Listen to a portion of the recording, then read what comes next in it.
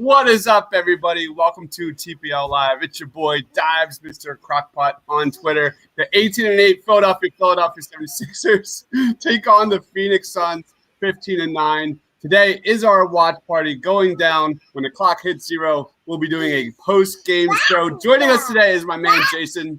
He is Jay Blevins, NBA on Twitter. What's going on, Jason? 3 p.m. game. What else could we ever ask for in life? Love it, man. It is so great. Best time. Back-to-back 10 o'clock games, and now we got a 3 o'clock game. This is heaven. This is absolutely heaven. I'm just force feeding my daughter pretzels. She was asking for them. I thought she was saying basketball. She was asking for pretzels. Yeah, we'll see. We'll get there. Baby steps, literally. Yams is going, sup, guys? What's going on? This is a little crockpot, by the way. By the way, before we get started, though, make sure you follow us on Twitter at The Painted Lines. We are now on Twitch. Please give us a follow. The link is at the top of the YouTube chat. Just click it, hit follow. We're trying to build our following there on Twitch. The Painted Lines on Twitch. Please, please, please follow. So let's talk about expectations. Hey, guys. Yo. My question is on pregame live right now. Sportsnet, NBC Sports, they're asking Doc right now. But if you watched us an hour ago, you would have heard all this and seen all this live. NBC Sports is bringing it to you right now. I'm watching it. I see the closed captioning, my question and Doc's answer. You got to hang out with us. You'll get it an hour early. Yeah. Exclusive. Early. We need like Mike Small to do one of those voices. Like, I know, right? Such a good voice. Like, and now a TPL exclusive. Jason, maybe I should get Matt Cord to do it. Yeah, exactly. All right, Jason. Let's get down and dirty with this game expectations. What are you looking for from the Sixers tonight, man? Today, sorry. Just don't let the Suns get comfortable. I think they have guys that can hurt you in a lot of different ways if they get comfortable. I don't know if Dario's playing. I think he's questionable. Yep. But these are two teams that don't play each other a lot. Stylistically, they're mismatched. They're built very differently. So these are the games that tend to be funky. Could go either way. It's certainly not a guaranteed win. All right. Out injured includes Cameron Payne. He's questionable with a right ankle injury. Darius Saric is questionable with an ankle injury. Man, it's ankle injuries across the board here. Mike Scott is out, and Shake Milton is out with an ankle injury. You got to look at the Sixers right now. They are 4th in defensive rating. Before we went live, though, we were talking a lot about the core, the identity of the Sixers, which is fourth quarter defense. You look at the Sixers, the in-clutch situations. The Sixers have an absolute ridiculous 81 defensive rating led by Ben Simmons. Jason, talk a little bit about how Doc Rivers has been able to unlock Ben Simmons defensively in fourth quarters. Yeah, so we were just talking, and we talked in our previous live stream. It's very clear they use Ben to sort of assess the opponent's team. He sort of watches what the other team is doing for much of the first part of the game. And then they deploy him late in the game to take away the other team's hot hand. I've been trying to think of a way to ask this question to get a non-coach speak answer for over a week, well over a week. Today just seemed like the time to get it. And Doc said that, part of it is pre-planned, but a lot of credit he gave to Ben Simmons being able to execute sort of 1 through 5, whoever the other team's go-to guy is, sort of pull the rug out from under the other team, close the valve, stop the bleeding, however you want to say it. When the other team has a guy with a hot hand, you put Ben out on him at the end of the game, and then suddenly what was working for the other team against you is no longer working, and they don't have enough time to sort of go to option B and C often when you do it late. I struggle to find players in the history of the NBA who who have been like this. So I asked Doc as a follow-up, like, who else has been this? And he compared Ben a little bit to Dennis Rodman, who could guard 1 through 5, and Scottie Pippen, who is super versatile as well. So it's I think that is the key, that they just have this ability to sort of switch out their best defensive player on the other team's best offensive player at a crucial time in the game where the other team doesn't have quite enough time to adjust. And it's just turning into a really, really good crunch time, end of game defense. Like I said, the Sixers have an 81 defensive rating in clutch time in the fourth quarter. I think that's like the last 5 minutes. Number 1 in the NBA. Net rating, they're second best, 37.4. Their true shooting percentage is 6th best. My daughter is very hungry right now for pretzels. But you look at Ben Simmons. He's had a really terrific – it's a small sample size, but you look at the last 4 games from Ben Simmons, 17, 9, and 9.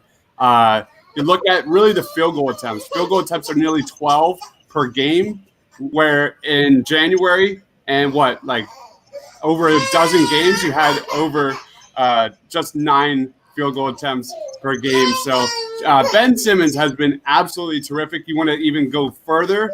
Most importantly, true shooting percentage, 66.5% true shooting over the last 4 games. Ben Simmons has been terrific. That it's really just, you said, the fourth quarter defense unlocking Ben Simmons defensively has been dominant, and that is truly the DNA of the Sixers. I'll be right back.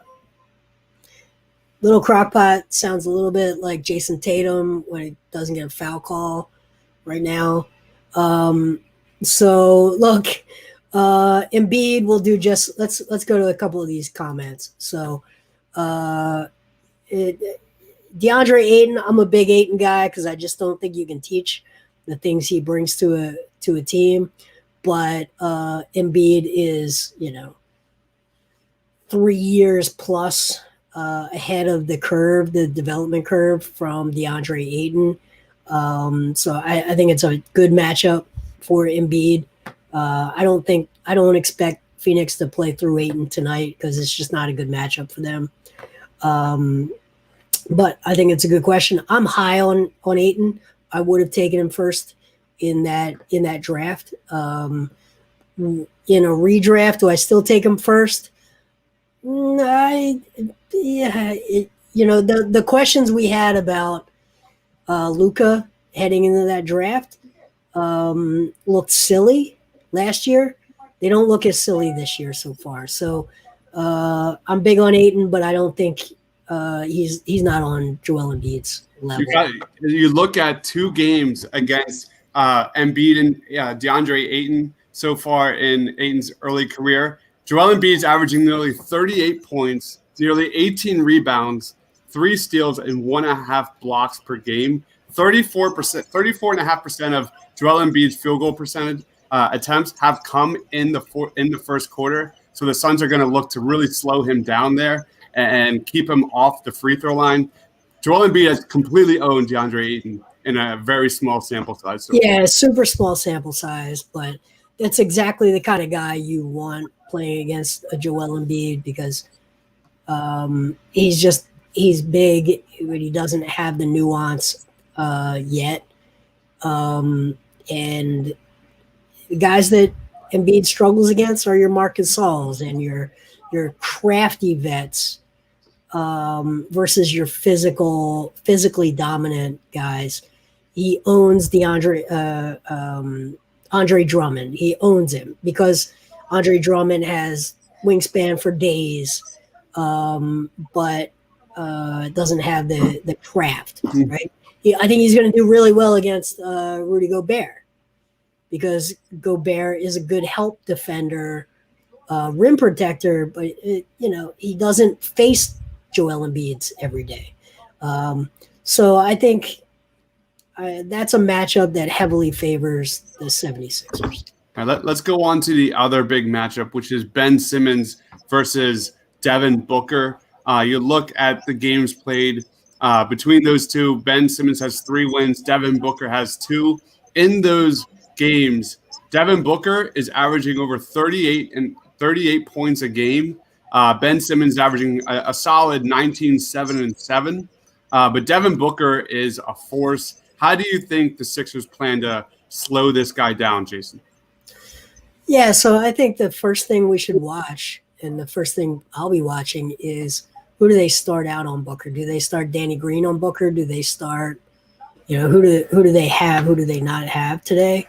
So they don't have Shake. It's probably, you're probably looking at Danny Green, unless you want to start out with Ben Simmons and then switch off and start with someone else. What you can't do is leave one guy on Devin Booker all day, because Booker will own you. Once he gets comfortable with any single defender, he's going to figure out he's got too many different tricks in his bag. So you can't leave one guy on him. So you got to mix and match, and you look at what are your mix and match options. Could be Danny Green early in the game, or through the middle. You start with Ben and you close with Ben. Yep. Awesome. Yem says, "What do you think about Ben calling himself the best defender in the league?" How can you deny that? Did you see him against Damian Lillard? Like, the guy is putting in the work. I hope Ben Simmons gets some of the haters off his back. I put a tweet out there of his true shooting percentage. It's not defense, but it's going up. And I think that's what people look at, the offense, not the defense. I think it's pretty widely known that Ben is terrific defensively. All NBA last year, first team. But efficiency is really the key for the haters to get off Ben Simmons' back. Dunderdew says, I lived out in Phoenix for 5 years. Suns were just terrible, but now they actually look like a playoff team. We shouldn't get comfortable, like Jason Blevins said. Tori, what's going on, man? Thanks for joining again. Please be sure to hit that like button. Please be sure to hit that subscribe button. Before the season, the way Tobias is playing right now is the best case scenario to potentially move his contract. Do we even want to move him anymore? I'm torn. Any thoughts on that, Jason? My quick answer is I'm not moving Tobias Harris. What are your thoughts? I'm moving Tobias Harris. If it gets you Zach LaVine, Lowry Markkanen, some sort of combo like that, I'm moving him. Sure, I'm moving him. But I'm not trying to get out from under his contract. I don't care about that contract. It fits in a salary slot that doesn't really matter whether it's a $20 million a year or $30 million a year. It's a salary slot. When you build your cap, they had a period of time where they could spend money on that guy, and on a returning player, they can spend more money. So they could have spent $20 million on a player from a different team, or they could have spent $30 million to re-sign a guy that they had traded for. And I think we just need to stop worrying about like how much Josh Harris has to write a check for. It doesn't matter to us. It's not a contract you need to get out of. He's not a player that's ever a net negative on any team he's ever been on. He's always been a net positive. And there's no opportunity cost to that extra $10 million that you might think he's not worth. It's just not how the salary cap works. But Zach LaVine and Lowry Markkanen is a combination where it just creates so many different options on how to hurt other teams. You've got your floor spacer in Markkanen from the 4 position, and you've got your 3-level scorer ISO guy in LaVine. That's a trade I would make, yes. It's definitely not like what's the word I'm looking for? Like, I definitely would think about that trade. The way I see Tobias Harris, Ben Simmons, and Joel Embiid clicking right now, there is something to be said about the chemistry that's being built right now, and Tobias Harris, Joel Embiid leading that offense, the way they're locking it down defensively in those fourth quarters, those 3 are leading us. And I don't know, man. I'm not ready to just jump ship on that just yet, even though Zach LaVine is a terrific player. That is a hell of a question. We got a Twitch comment. Yeah, let's go. What's going on, Twitch? Trust me, Gus. You gotta trust me. the BMJ and I do not agree on much when it comes to best trade scenarios. We don't agree on much. So I'm definitely not pushing his agenda. Definitely not.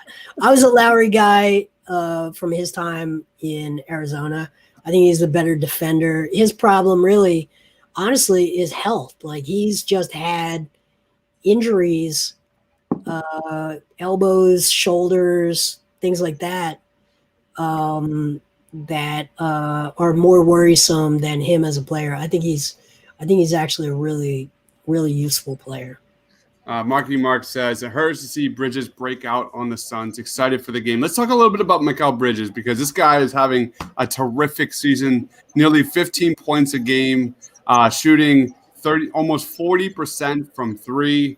I mean, how do you not think of Zaire Smith when that name, Mikal Bridges, comes up? And any comments on Mikal Bridges or anything, Jason? Well, didn't they get that pick?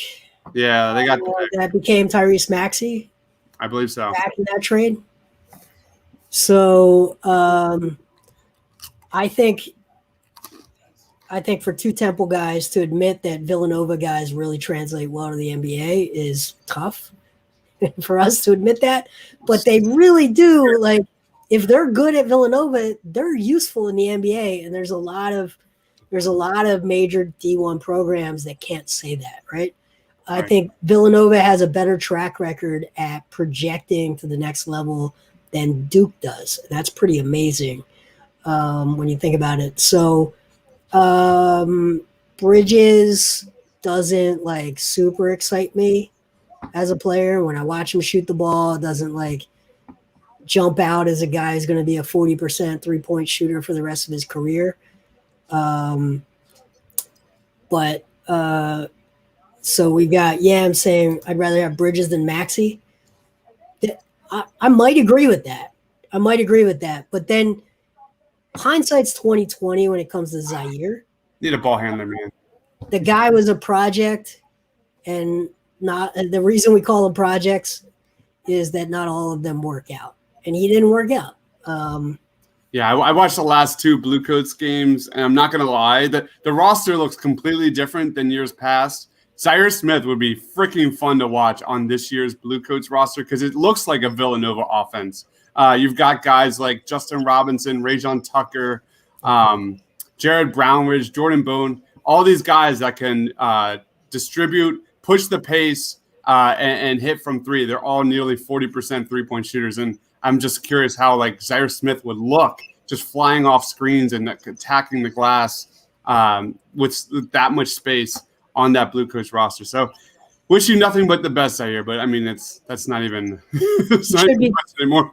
He should be playing basketball. I don't know why he's not, because there's no way that he wasn't given an exhibit 10 or some sort of two-way option. And he should be playing basketball. So Zaire, get your ass back on the court. Period. Take an offer, get out of your feelings and go play basketball. Like, you've got a long way to go, but you're super young. You're like 21. I know. Get back on the court.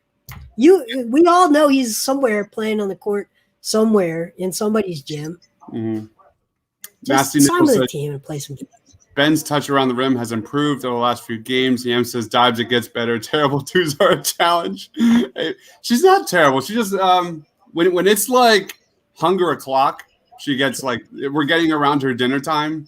So like that's when she's like, if she sees food and I'm eating like snacks over here, like, and she's denied access to that, she'll start screaming and stuff. She's awesome. So when she gets a Snickers, who does she turn into?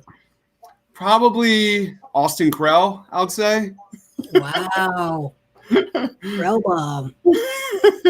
Ricky says, would you rather have Ben mainly guarding CP3 or Book? And then Ian says, is CP3 out? CP3 is playing today, right? I just posted the injury report, but I'm looking at it now, and he's in. Yeah. He's not even on the report. Yeah, we talk about Ben Simmons having a terrific stretch here in February. So has Chris Paul, over 21 points a game, nearly 43% from three-point range. So that's really the key, is limiting Devin Booker, but also making sure you've got an eye out for Chris Paul here. Shake is Dunderdew says missing Shake is going to hurt. You look at is that not the main key of the Portland Trailblazers game? They got zero production from the Sixers bench the other night, so they really need to find someone that can add some offensive firepower from the Sixers bench. Yam says, I wish we didn't trade Bridges.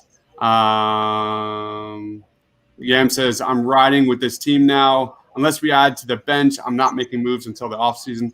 I agree, Yams. Sorry, Jason. I see this team having chemistry. Chemistry is more important than really anything, especially over the last, what we've seen the Sixers these last 2 years. It was just a bunch of pieces that didn't fit the puzzle, and I'm seeing Tobias, just being locked in. We saw his leadership off the court is happening on the court this year, and I just see these three really clicking, and that's where and defensively is also super important to bring up, because Tobias Harris has been terrific defensively. You see this guy bodying guys down in the paint. That's going to be massively important moving forward come playoff time. Yam says, I'd rather have Bridges over Maxey. Yeah, we already talked about that. Josh Hart. Yeah, I'm not even going to read that because I know where that was going. Is Mike Scott playing? I believe he is. He's not playing. He's out. Yep. So anyway, we're getting ready here for tip-off, Sixers versus Suns. By the way, can you guys see behind me? Everybody knows I love shot charts. But if we get a chance today, I've actually drawn the zones on a basketball court with expected value, points per shot, just in case we get into some shot chart stuff.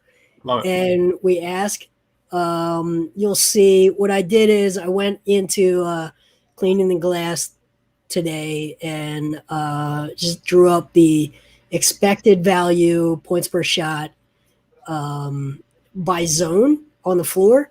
And you can see that stuff in green is the good stuff, stuff in red is the bad stuff, and stuff in blue is sort of the league average. So we might get into that today.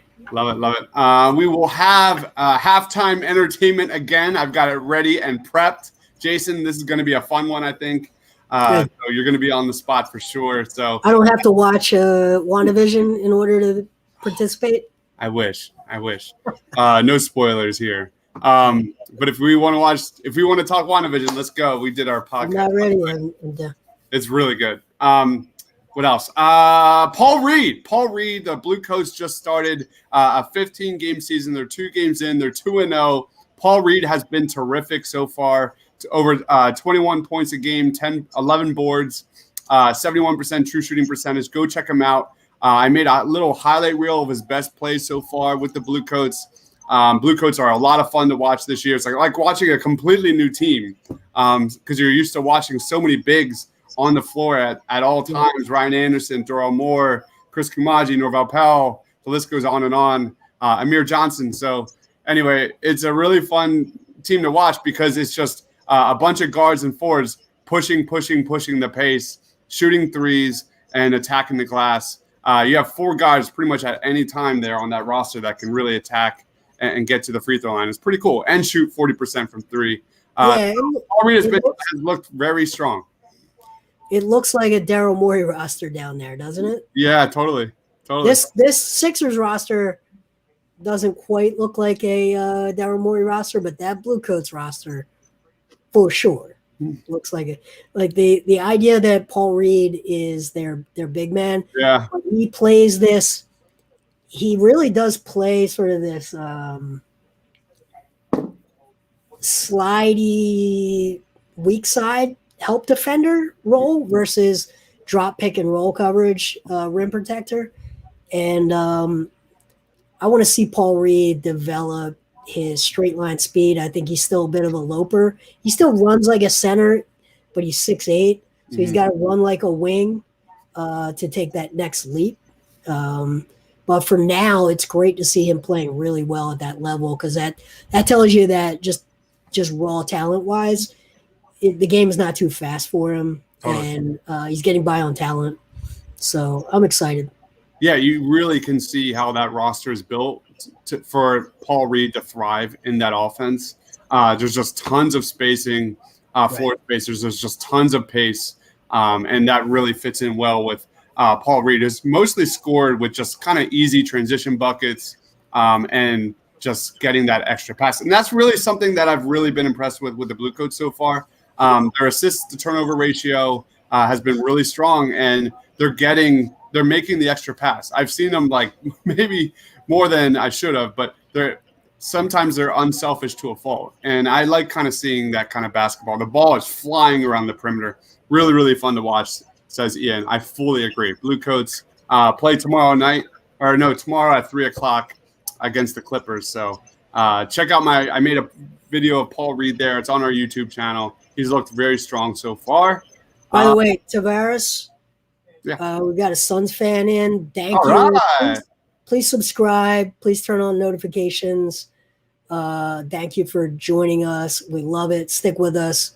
Love having this. We've got a lot of Sixers fans, obviously, but we're going to talk a lot of Suns today. We love it. So, yep. Thanks for joining, Tavares. Please subscribe. Start Isaiah Joe. All right, Jason, putting you on the clock. Here's the gun. Pop quiz, hot shot. Who should get more minutes, Furkan Korkmaz or Isaiah Joe? We're talking this season, right? Yes. That's definitely. Furkan is just physically bigger. He's further ahead in his development curve. I love Isaiah Joe. I'm buying the Isaiah Joe stock, but Isaiah Joe is like 160 pounds. And you can count the amount of players in the NBA history who've been really productive and useful starters that are under 170 pounds on like one hand. One of them, Allen Iverson. But Joe shoots effortlessly. And I love everything about him, the way he sees the game. I love his defense. I love his instincts, but he's too skinny right now. And Furkan was too skinny 3 years ago. It's fine. It's just be patient with him. You just got to be patient with him. Like I love everything about him. So it's really just an exercise in patience. I have no reason to think he's not going to be able to put on weight and develop as a player. But it's like Brandon Ingram. You could see that he had potential, but you could also see that he was way too skinny. Joe's a much smaller version of that, but I believe in Joe's grind and work ethic probably more than I believe in Brandon Ingram. We heard Doc Rivers really emphasizing having Isaiah Joe learn under the wings of the Sixers. Do you see that maybe he could get time with the Blue Coats down the road? Is that just a no deal? I just think with COVID in a normal year, I think he'd be playing 30 minutes a game down in the bubble, but or there wouldn't be a bubble in a normal year, but he'd be playing in Delaware 45 minutes away from Camden, playing every night there and then being available. The fact that it's such a process, and I just went through this bubble process to move guys in and out of that bubble is such a process that they can't really send him down, because if they lose 3 guys in a night, which has happened to COVID protocols, they need him. So he's one of those guys that is going to suffer a little bit from not getting enough playing time, not getting enough reps because of the weirdness with COVID. In a normal year, we're seeing Isaiah Joe starting in Delaware every night and then being available to the Sixers as needed on homestands. That's normally how they develop a prospect. That's how they develop Shake Milton. Played every night in Delaware. When the team was home, he would be available on many home games to get those 50 nights in as a two-way player. So, he's suffering a little bit with that catch-22 that they've got.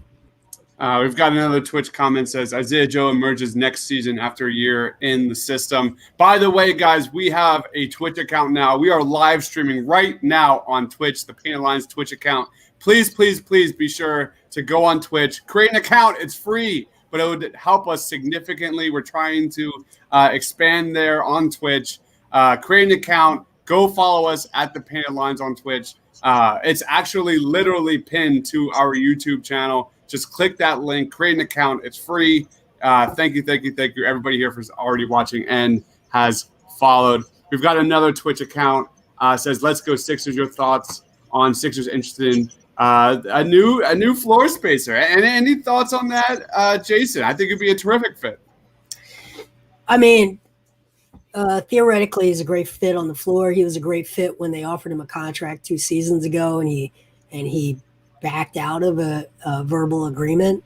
He's fallen out of the rotation in Sacramento. So my fear is when we talk about chemistry, on paper, he's a great fit. He's a 6'10" guy that can shoot 40% from 3. But if he's fallen out of favor, then do we have some character issues? That's what I don't know. I love reading these comments. They're getting fun right now. There's some back and forth. Fire. Just be respectful. Talk all the shit you want. Just be respectful. Don't get personal. Don't call anybody names, and light it up. I love it. Ian says, Joe. I've been to Phoenix several times in my life, and it is like, I can't talk about Phoenix Suns fans, but I will say that this is one of the most gorgeous states I've ever been to, period. Absolutely breathtaking.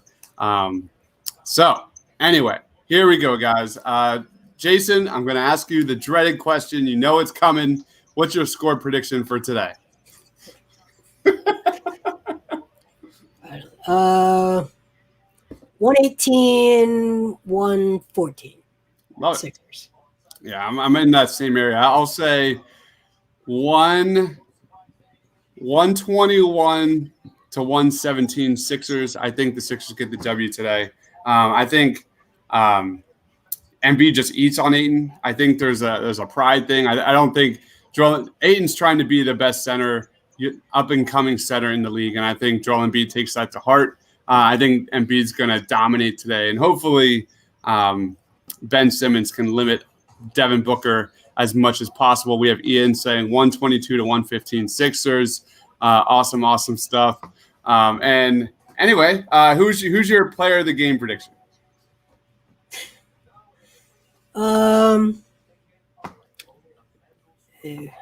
Best player on the team is my player of the game prediction. Yeah. Joel Embiid. I thought you were going to say Isaiah Joe. I don't know how to talk about Isaiah Joe while just tempering expectations. I really like him a lot. I love him at 180 pounds. Donner 2 says 115 to 108. Oh man, Phoenix Suns fan says the Suns beat the Sixers by 15 points. Okay, could happen. Okay, it could happen. Absolutely, it would be if that happens. I think the only way that happens is a CP3 game where he dissects them. Yep. Player of the game goes to Curry with 21, 6, and 3. Seth Curry is low key, kind of little subplot happening with the Sixers right now. He's getting his shooting stroke back. 9 of 16 from 3 over the last 3 games. That's what you want to see because this kid absolutely lit it up over the first part of the season. So it's good to see him come back from that COVID situation. Marky215 says, I think it'll be a good game, but a slow start. In the end, the Sixers win. Nasty Nizzle says, not overlooking the Suns today. But do you guys think Utah is a legit contender in the West, or more like the 2014-2015 Hawks who won 60 games and lost in the second? Any comments on that, Jason? I agree with Nasty entirely. I think that's exactly what you're looking at. Yep. My man Shane says, might have been asked, but how do we feel about Tyrese Maxey with Shake Milton out? Does he take over the 6-man duties, or do we see Cork, Matisse platoon in that role? Any thoughts on that, Jason? I think you do. I think you see Korkmaz and Matisse in that role. Matisse, I think, is an interesting weapon to use in a game like this because I think he's part of the Devin Booker strategy because I think Chris Paul is his own challenge entirely, but Booker, you have to mix and match your approach on him. So I think Matisse becomes really important today. What is Doc Rivers doing with Tyrese Maxey? Because you just have to look at all you need to know. The minutes are down, but so are his field goal attempts. He's just shooting much less. He seems to be less attacking offensively when he's on the court. Is that part of Doc Rivers' plan to kind of just limit his touches and get him ready for the second half of the season to avoid that rookie wall? Like, what's going on? Or just teams game planning against Tyrese Maxey? I think it's a combination of two things. One of those things is behind me. That shot chart, if you looked at Tyrese Maxey's early season shots that he was getting and knocking down, to his credit, they were in those red zones. And those are the soft zones in a defense. He was knocking a lot of those down. But I think as he became a known weapon for the team, and I think that, what do you have, 39 points that one game? Teams have at least recognized him on the floor, and he's not surprising people, and he's not getting quite as easy looks. And the problem with those red zones is most guys can make them when they're flat out wide open. But if you contest those shots at all, they turn from a good open look to a very low expected value look. I just think that's what we're seeing with Maxey is he was playing on that razor thin margin of efficiency early on. And it only took a couple of games for people to take stuff away from him before the confidence started to drop, before him to start looking at the actual analytics. And it's part of a rookie's process to show what you can do. Step one, they take away what you do best. Step two, you adjust and show your adjustment. Step three, it's just all the things that a player's maturity model goes through. And he's just going through that right now. I don't think his legs are dead yet. That's not what I see yet. But I think he's that just unbridled puppy that we saw early on. I think we're starting to see him not just be as completely free as he was. Steven says Doc wants Tyrese Maxey to be more of a point guard. Let me share my screen right here.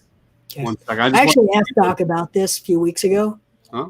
I asked Doc exactly this question, and he said no. He just wants him out there focusing on scoring and just playing free. Because this is exactly, Steve, I think you asked a good question. This is exactly where I was when he was getting all those floaters. I just predicted teams challenging those and that opening up lobs and dump offs from the dunker spot. So I asked Doc about that, and he basically rejected the entire premise and said he just wants Maxey playing as a green light scorer for this season. You look at Maxey's usage rate over the season. So you can see it's kind of all over the place, but it's definitely generally decreasing. So he's not that, like you said, I like the way you phrased that, but like Tyrese Maxey was just an animal with the ball in his hands, attacking the glass, efficiently getting shots. It's really decreased. So we'll see. And, that's like one of the main areas that the Sixers really need to take that next step is the bench. And the bench has really struggled of late. That was one of the biggest reasons they lost against the Portland Trailblazers the other night. The Sixers need some kind of offensive spark off the bench. Hopefully Tyrese Maxey has a good night. I'm going to say that like 15 more times. Good afternoon. Tavares says, hit the like button. Again, if you guys are watching, please check us out on Twitch. Please be sure to follow us on Twitch. We're trying to build our following there. That is new to the Painted Lines. So something new we're trying to develop. Steven says, I feel Embiid got killed by cancer last night off the boards, and I feel like he didn't really impose his will out there. Any thoughts on that, Jason? Kenner always gets boards on Embiid. I think Embiid has so many responsibilities on the floor. defensively, that boxing out, he's not great at boxing out. He's not great at setting screens. These are all areas for development. The reason to get so excited about Embiid is there's so many little things that he isn't doing yet that veteran big men learn to do. But Kenner's always gotten big rebound numbers against Embiid. But part of it just is the fact that Joel has to defend all 4 other players on the opposing team, which allows Canner to only focus on offensive boards, get that offensive rebounding positioning. Canner had 17 rebounds when they were in Philly, so it's not a surprise. Nope. All right, game time, guys. Tip-off is about to go down. I'm sure I'm behind Jason as usual. No, they are just about to tip off. Yep. I'm in that same boat. Let me know when they tip. Wow. Are we really even here? That'd be nice. We're close. I've got the tip off, and they're getting ready to tip off right now. Oh, no. We're not. All right. We're at tip off part D. Yeah. Okay. And I don't really have a way to pause it. So it's all good. I'm used to it. Steven says Joe has maxed out his natural talent results. The rest will be from experience. And that's really what you're seeing. Doc Rivers cannot be commended enough. You see Joel handling the double team better than he has ever done in his career. You look at the turnover percentage way down than it used to be for Joel Embiid. So it's been a breath of fresh air. And it's another one of the main reasons why Doc Rivers has just had such an influence on this team this year. Words can't explain how important he has, whether it's unlocking Tobias Harris or giving everyone on the Sixers team clear, identified roles, or it goes on and on. I'm at 11:30. 11:22. We're bad. We're close. It's usually like 30 seconds. This is a great 3 areas of improvement, rebounding.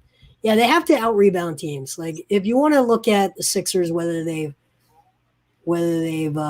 they've lost, they're a team that's built with size. They have to out-rebound every night. If they get out-rebounded, then it just creates so many other problems. That should be their built-in advantage.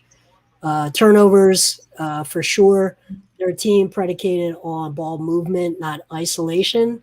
So they're going to turn the ball over more. One of the reasons Maxey doesn't turn the ball over a lot is that he is an ISO player looking to get his own shot. And then transition defense, really that's all about, if you don't turn the ball over, you're going to have better transition defense. So those are 3 obvious areas for sure. So we got a bucket from Joel Embiid, followed by a corner 3 by Danny Green. Sixers are up 5-2 here, at least on my end. Hey Lee, yeah, we're gonna be here all game, so we're gonna watch it with you. We're all at slightly different times, so don't expect play-by-play. You're gonna get better from Mark Zumoff if you want play-by-play. But we're gonna talk bigger issues, macro issues. We're not going to live and die with every shot. Well, I'm not going to. Dibes is going to. We'll be here to talk through every timeout and every commercial break. We'll talk about some of the bigger stuff. Yeah, we'll have a halftime show. We're going to be doing a post-game show right when the clock hits 0. We'll be here for a while. So thanks for joining, Lee.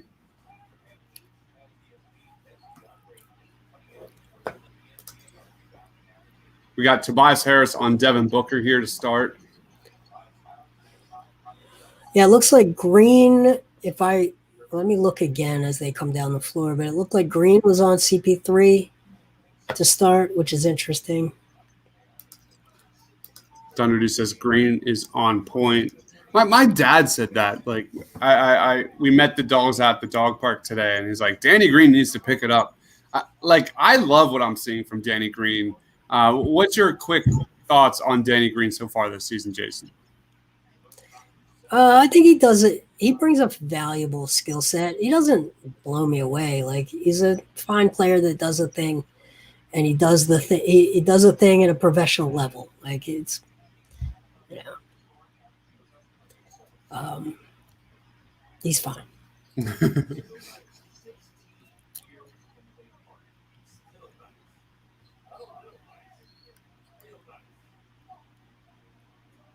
All right. Yeah, Steve. So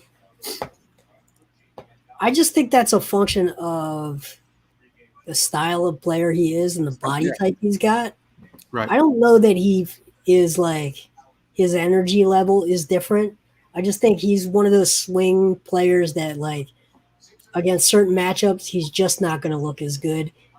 He's not an overwhelming defender, but if you just look at his body type, like he's just not a. He's got short arms. He doesn't play as tall as he is, but he's smart.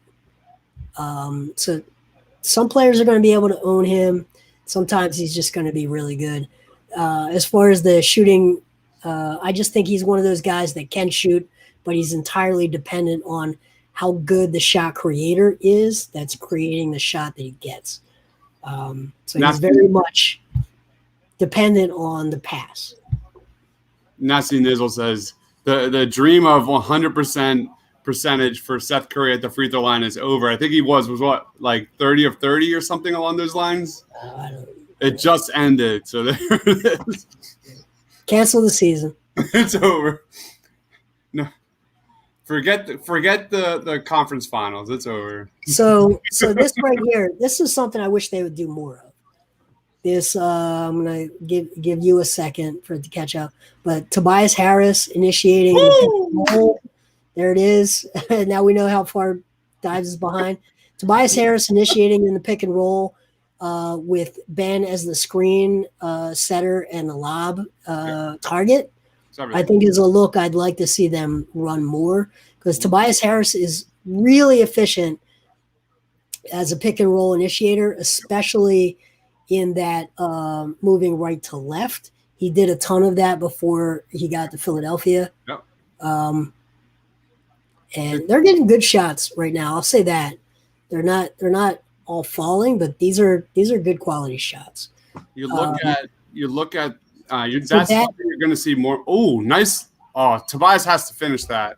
But that was a nice look, I think, by Joel Embiid. But you talk about Tobias Harris as a ball handler in the pick and roll.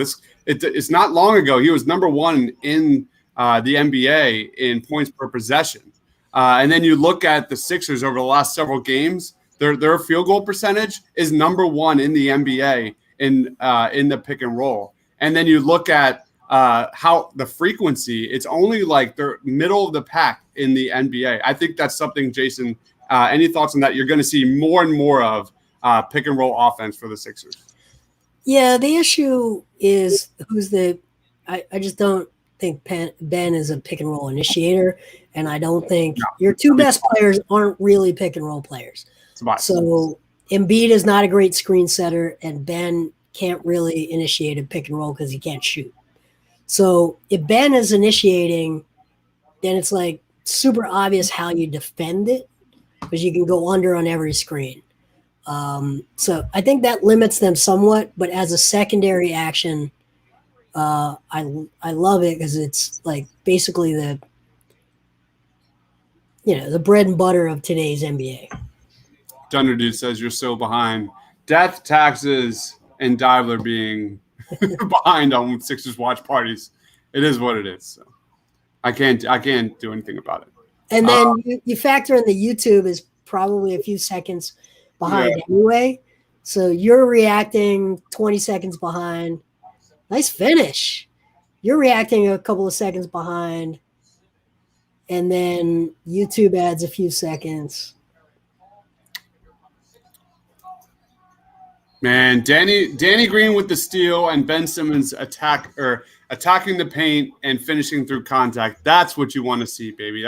That's my Ben Simmons. Aggressive Ben is my favorite Ben, man. Yeah. Love to see that. Sixers are up, or no, it's a tie game right now, 12-12. Ben Simmons will be going to the free throw line here momentarily after the break here. Steven says, looking forward to Ben locking CP3 or Devin Booker down in the fourth quarter. Someone, Mrs. Crockpot, I don't know who that is, man. I don't know, maybe. Says, are you streaming the game? No, we will be not showing the game. I'm so sorry. It's that is coming from inside the house. Nasty Nizzle says Ben's touch around the rim looks great over the last couple of games. Yeah, we talked about that during our pregame show. Ben's true shooting percentage is really increased over these last 4 games. So, again, small sample size, but Ben's shooting has been improving. LMFO song, shots. Everyone sing with Jason Blevins. Everybody! Love me some fucking shot charts. Thrones on the rocks. I got Tito's, so. And Lockdown Ben is my favorite Ben, period. So, again, guys, please be sure to like, comment, subscribe here at the Paint Lines if you're watching us on YouTube. Follow us on Twitch. We are on Twitter at the Painted Lines. We've got some really fun things to announce coming. Should we just say it? Should we say it? Say it. We've got TPL Gaming about to go down in the very near future. Call of Duty, Madden, you name it. It's going to be a lot of fun. We'll be doing live streams, but they will also be like just talking sports and Eagles and Sixers, and it'll be just a love of the combination of Sixers and gaming and all that kind of stuff. It's going to be really like this, but we'll be playing video games. So it's going to be a lot of fun. Anyway, guys, please, you said duty. It's a pretty big duty. Thank you guys for watching. Please be sure to like, comment, subscribe. Dunnerdy says TBL Gaming is going to grow this community. That's what we're trying to do. Hit all demographics. I'm a gamer too. I actually just bought a game. It's called Immortals Phoenix Rising, and it's like an RPG. Like it's a mix of Breath of the Wild and Fable. Have you ever heard of those games, Jason? Fable, for sure. It's terrific. It's really good. It's a really fun open world game where like you just kind of explore. It's a lot of mythology and Olympus and gods and all that, Zeus, all that kind of stuff theme. But really strong game so far. I've liked it so far. I'm an RPG fan. I would assume you're an RPG guy, right? For sure. 100% I am. Yeah, for sure. I'm just not shooty. I don't like twitchy games. Being a left-hander, I think we're just not built for it. So I like more slower paced games. So I'm an RPG guy for sure. Period. Me too. We've got some shot charts going down here from Jason. Yeah. So look at these charts, and you look at Phoenix right now hanging in the game, settling for some of those shots in that bad zone. That's a good shot for the Sixers right there. That's a great defensively. Yeah, there's 6 shots that Phoenix has taken. Whoo, he almost did not. Oof. Phoenix is taking 6 shots that you just would not want them. If you're Phoenix, you don't want those shots. Like they're just not analytically going to get you there. All right, so the Sixers have gone to more of a switch up top. Ben and Danny Green up top with Booker and CP3. They just switched on a simple, I think it was a DHO. That's a different look than they played early on. And it's those kind of mixed coverages that are really going to keep a team from getting into a comfort zone and putting up 130 points on you. That's the kind of stuff that having these defensive weapons allow them to do. And you're probably going to see Matisse, Danny Green with a Matisse-like swoop from behind block right there. You're about to see it, Dibs. But, the Sixers have some weapons to be able to make things uncomfortable for the opponent. My goodness. Good stuff. Danny Green has been active on defense in this first quarter, man. He's been very strong so far. Yep. All right, let's update this shot chart. Why not? Let me zoom in so we can see this a little bit. I like this view because it gives everyone I can filter. So if you have a special request, we'll do requests today. Does that get bigger for everybody?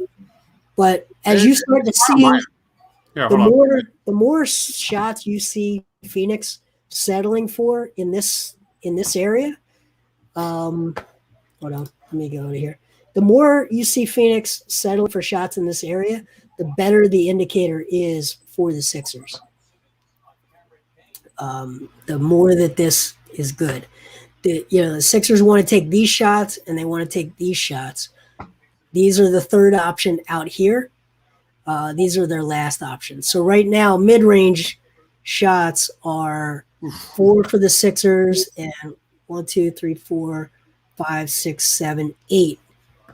Sixers are leading in the bad shot category 4 to 8. Lower is better in that category. All right, we just saw Joel Embiid hit a 3. The Sixers are up 20-14. Defense has been the main storyline of this first quarter. Danny Green, Ben Simmons, Embiid, everyone's really D'ing up. They're really rotating on Booker and Paul here, which is pretty much the norm, right, Jason? That they'll rotate until the fourth quarter, and then Ben just becomes a wrecking ball defensively. I'm trying to come up with the term for him. Doc called him a chameleon. I got it. Go ahead. Remember they had the Batman defense. Why don't we call it the Joker? Let's call Ben the Joker because he just causes chaos. No, I love Joker except for Jokic. Damn it. I love it. What he really is like the valve. Like he shuts off the other team's go-to offense. So he's like a spigot. He's a valve. He just can cut off the supply from the other team. I'm just trying to come up with what that terminology really should be. Noticeable, the Sixers have 7 free throw attempts to 0 from the Phoenix Suns so far early here in the first quarter. But that's a big function of, not to harp on it, of the Sixers working for the right shots down low versus the Suns settling for the middies. Right? Dario's in. I didn't know Dario was playing today. That's great. I love Dario. Me too. I wish the Suns weren't playing so well because I would like him as a buyout/trade candidate. But they're playing too well. Over under on slapping butts today between Dario and Joel Embiid. 0.5. Over under. Over. I'm taking the over on that. Slapping butts. Yep. Dario and Joel. Not DeMarcus Cousins level slapping butts, but close. You see how good Ben Simmons is there on that drive by Booker? Just by making it uncomfortable and making the rim protector's job easier. I like this one. I like Stephen Green going two-face for Ben Simmons. Okay. Harvey Dent. Yeah, exactly. Two-face at night, the white knight during the day. So far, he's been the white knight. Wow, no foul on that. Cam Johnson from UNC. Where's Rob when you need him? He loves his UNC guys. He really does. Did he go to UNC? Is that what? Rob did not go to UNC. He's just a UNC fan. Okay. What is Tavares apologizing for? Probably just being a Suns fan, maybe. Oh, it's early, man. It's so early. It's the NBA, dude. Yeah. It's very early. Things are going well. Sixers are allowing the shots they want to allow, not allowing the shots they don't. It's going well, but you got a murder squad in Phoenix. They can get hot at any point. Teams lose focus. There's a lot of game left to be played. Love what you're seeing so far, led by Ben Simmons and Joel Embiid. 18 points combined, 7 of 9 from the floor. Only 1 turnover in this game. So Ben and Joel are leading the Sixers right now, and that's what you want to see. Rob went to Temple. I don't think he went to Temple. I'm not. I don't know. I don't think he went to. I don't know where he went to school, but I don't think it was Temple. I think it was like he's a teacher, so he probably went to multiple schools. Yeah. Right. So he probably, how those teachers are. Yeah. All right. Tavares is saying Phoenix sucks. Just pump the brakes. We're only up 8. Relax. First quarter. It's going to be a long game, man. It's going to be a long game. Anyway, Sixers are looking pretty good right now. 24-16. Defense has been terrific, holding the Phoenix Suns to 41% shooting, 0 attempts from the free throw line, 0 of 2 from the 3-point line. What's the rebounding? We've got 8 to 7 rebounding, so nothing big there. But really, I guess the difference is those free throws. Yep, free throws come from getting into get advantageous positions against the defense when they have to foul you often. So I think. What's your thoughts on Dwight Howard? I would love to hear it because Dwight Howard's coming in the game here. It's been a turnover machine for the Sixers. Is that a problem, or is it something we should pump the brakes on? I think Dwight. They got to learn where Dwight can catch the ball and where his bad hands are problematic. His lack of touch is problematic. He's not great as a starter. So in games where Joel Embiid doesn't play, it's a real problem. But he is fantastic as a bench guy for Joel Embiid because, some of his fallibility doesn't matter. If you only need 14 minutes out of him, it doesn't matter that he fouls a lot. It just doesn't. But if you need 30 minutes out of him, it becomes just a huge problem. So he's the 2021 Furkan Korkmaz. Yeah, but you got to deliver him the ball high. Yeah. He's got to catch the ball above his shoulders. Oh, nice he's job. going to finish. And if you're trying to bounce pass it to him or hit any backdoor or anything cute, you're seeing that his hands just aren't there for that. All right. Phoenix just hits their first 3-point shot there. So it took them 10 minutes to hit their first 3-pointer. Love to see that. And you got Furkan Korkmaz facilitating the offense right now and hits a step back 3. No, he misses, of course. We talked about that before the game, right? People asked. Yeah. And Furk, I think they trust him as a facilitator. Maxi's about to come into the game, but I think they trust Furk as a facilitator more than fans do. For sure. Matisse. Love to see Matisse start hitting some corner threes, but he misses. Sixers up 24-19. Guys, please be sure to hit that like button so people know about our watch parties. The more you guys hit that like button, the more people are going to see our video here when they search in YouTube. And please be sure to follow us on Twitch. We just started a Twitch account. We are streaming live right now on Twitch. You could be watching us on Twitch as we speak. So thank everybody for watching, commenting. We'll be here. We'll be doing a halftime show. We'll be doing a post-game show on a new link that I'll provide after our halftime show. Thanks, everyone. Let's go Sixers, baby.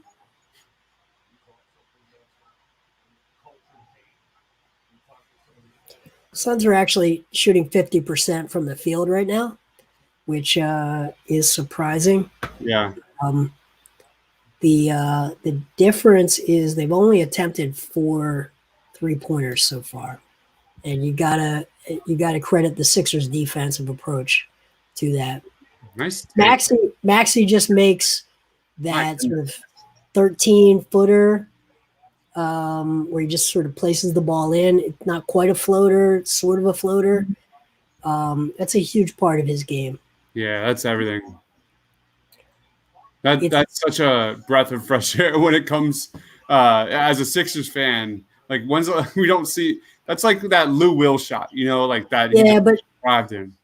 the real value of that is when he unlocks his ability to play point guard, and that could either be a floater or if you challenge it, it becomes a lob or a dump off. And when he gets to that level, that's when he becomes your Mike Conley type player. And it's good to see Mike Conley. We'll see him a couple of nights from now reemerging, but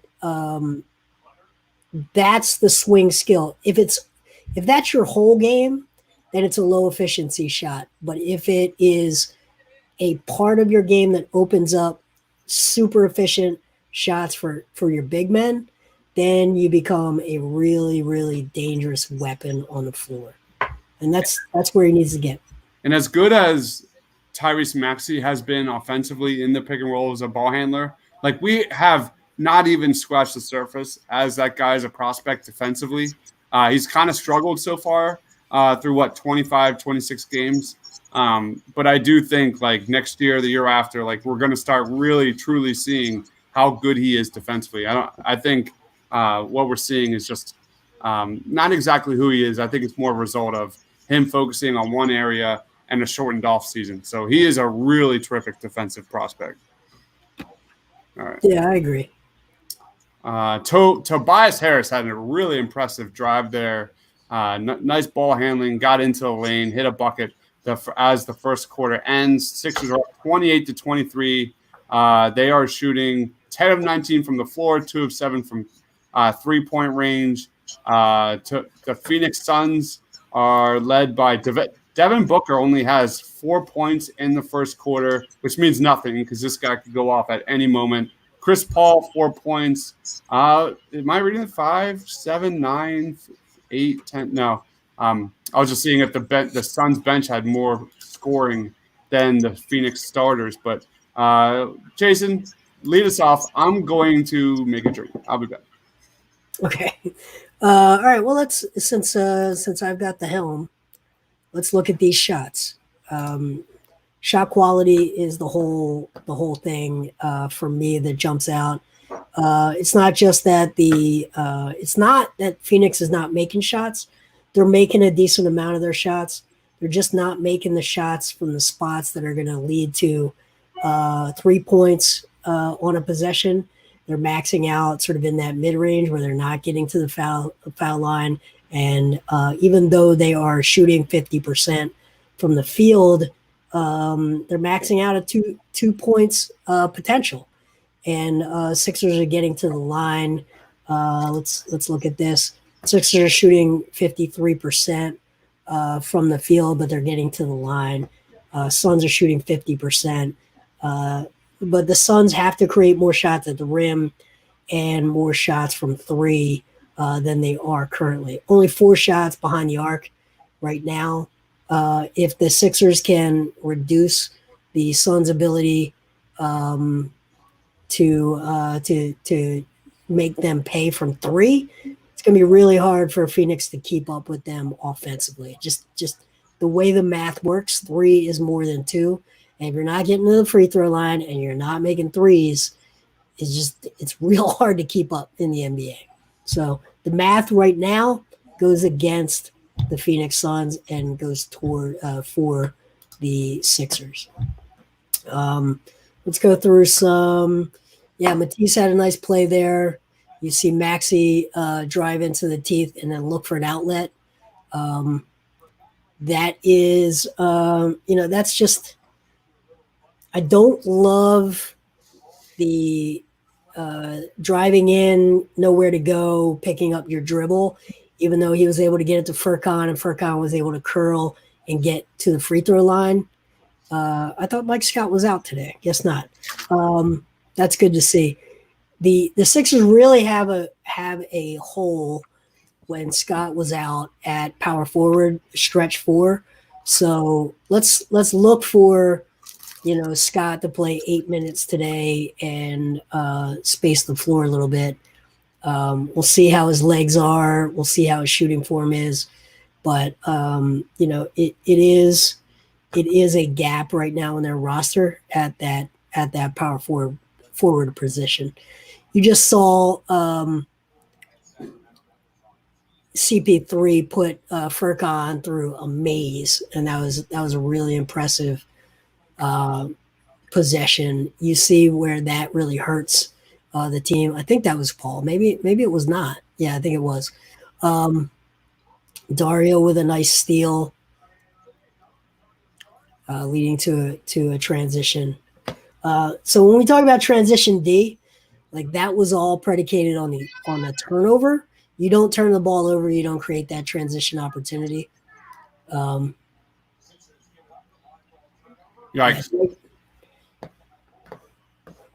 Not good. Yeah, it's like you don't call that bad transition D. That's a turnover that lead to points off turnover. That's one of those things that getting back on D, there's no getting back on D when you turn the ball over like that.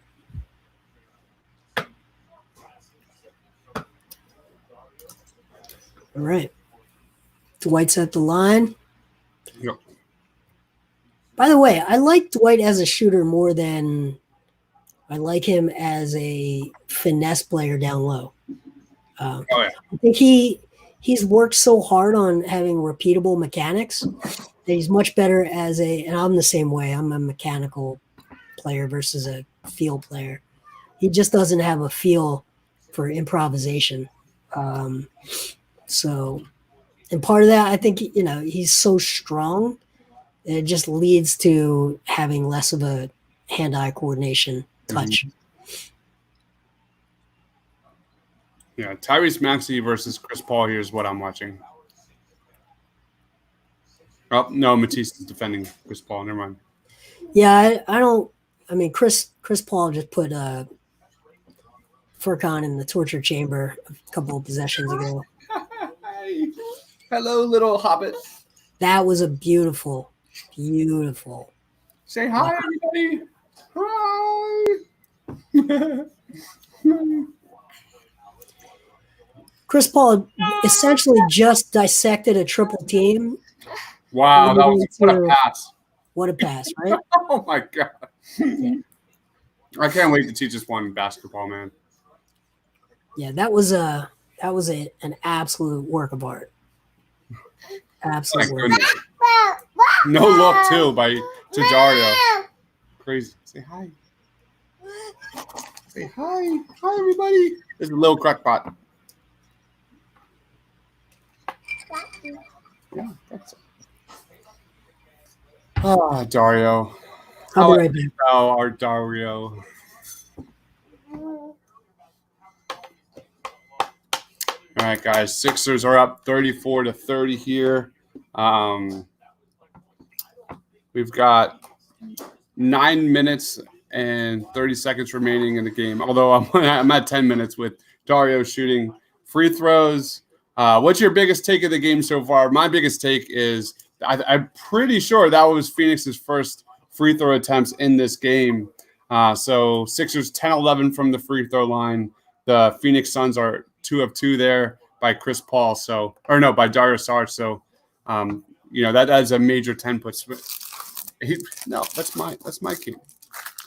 Sixers kind of struggling here a little bit in this second quarter. They are being offensively kind of slowing down here. I think it's really the bench has really struggled lately. Sixers bench really needs to get going. The loss of Shake Milton really hurts this team. They just offensively have truly struggled.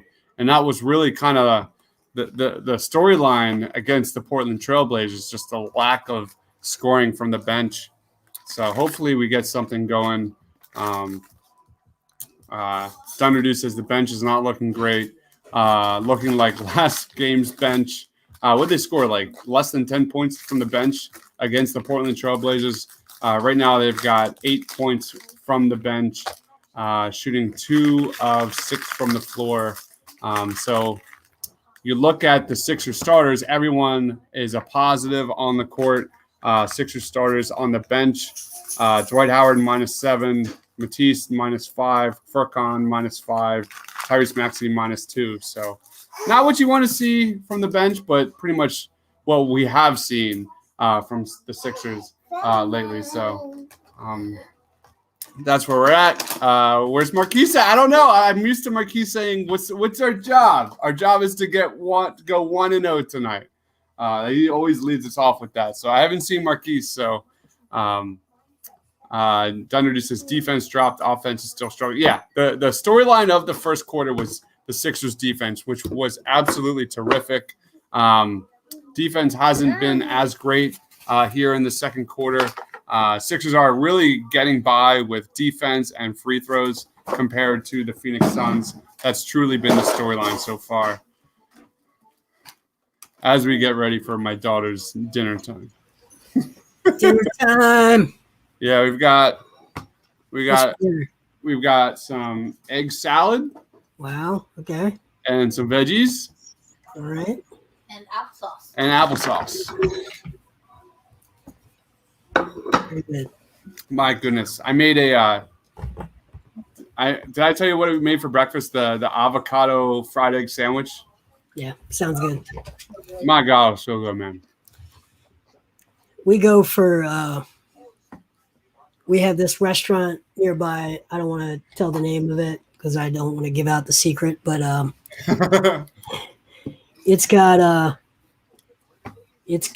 we have very strict rules, but we can do indoor dining here in Delaware. It's basically right on the border between PA and Delaware, and it has 8 tables total. We basically eat brunch there every weekend. Like when I say every weekend, I basically mean Saturday and Sunday. But it's like a super upscale boutique place. But their brunch is amazing. So we got it. We actually managed to get a table for Valentine's Day tomorrow night. Nice. So we're excited. Very nice. What are we doing for Valentine's Day? Don't know yet. Yeah, surf and turf or something. I thought we always cook. Oh yeah, we can like Thai. Thai? Yeah. Oh yeah, we have that one coupon for Thai. Yeah. We usually cook. We usually stay in and cook food. Usually some sort of seafood, type of dish. So we were talking this year today about how we never go out on Valentine's Day because it's always like super limited menu. It's always super cramped, but because of a pandemic, it's just all of these places are super spread out. So it's actually a great year to go out. That was an aggressive take by Tyrese Maxey there. Love to see that.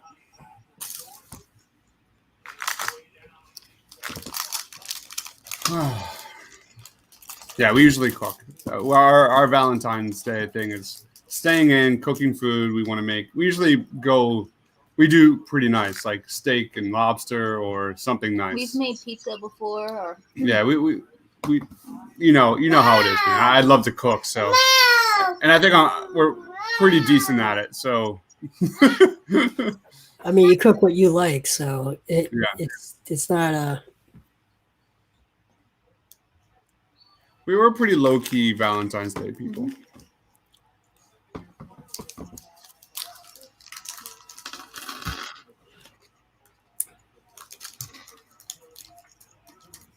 I wanted to ran out of time today because today went so fast, but I smoked a pork and I wanted to turn that into a calzone because I have red onion, mozzarella, peppers, and I wanted to like cut up the pork at like a barbecue pork and make a calzone today. I just ran out of time. I'm going to do that tomorrow. Nice. Would have been nice, but it's not happening tomorrow. No. We're going to do better than a calzone tomorrow. Anyway, Aram says your dog's going to eat your dinner. Yep. Marky215 says Mad Max is back. So let's look at Tyrese Maxey's shot chart right now. And this is why I'm not as high maybe as other people. You just look at these shots. We talked all this game about the shots that Phoenix is settling for, and he settles for those same kinds of shots. He's not getting himself to the free throw line because he's not taking that one extra dribble into the teeth of the defense. And he's got him. You have to make. So when you look at these shots right here, you have to make 55% of these shots to make them worth taking. And very few NBA players make 55% of those shots. If you take the shot here, you only have to make 34% to make it worth taking. In here, the average is you're going to make 55+% and give yourself a chance to get to the line. I think he could have reasonably gotten an N1 on this one shot inside. But these shots out here just don't give yourself really a chance to be an efficient player. All right, we've got Ben and Toby coming back in the game here.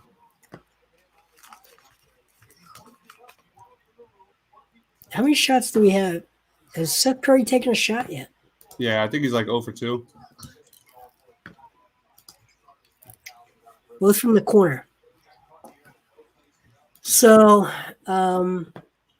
let's talk about what shots the Sixers want to create for Seth Curry. Really, what they'd like to do is create DHO stuff that give him shots around this area. So you put Embiid down here, you feed the post, and then or you have Curry running off of screens, getting shots in this area. This is sort of where you want Danny Green taking shots, or Matisse Thybulle. This is sort of their area. So they're not working their offense right now. If you don't see Curry getting attempts from here, and there's a lot of times where people are running him off the line here. I hope you can see my cursor. Mm-hmm. People are running Curry off the line, and he's stepping in, and Redick used to do this as well. He'll step in and take a shot in this area, and he's one of those few players who can hit 55% in this zone if you extend this zone or take it all the way to the cup. So what you're seeing now, it looks like they're just about to get one of these shots, but these are. So watch this right now. You're gonna create that shot that we were just talking about. Now it doesn't go in, but yeah, that's what they want. That's what their offense is built to do. And so far they aren't getting it. So that means either Phoenix is taking time to shut off that option. And if they decide to shut that off, that opens other things up. So it's a choice, right? We talk about pick your poison. Doc talks about it all the time. It's a choice, but it's an indicator that the Sixers may not be really working the offense that they want to have. All right. Suns just took the lead on my end. How about you, man? 39-38 Suns.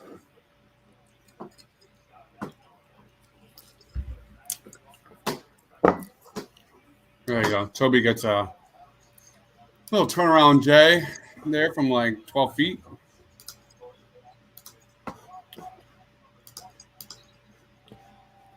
And here comes Devin Booker. Hopefully this isn't the trend. Devin Booker gets the N1. Danny Green, I think, has been playing pretty good defense today, but that's Devin Booker.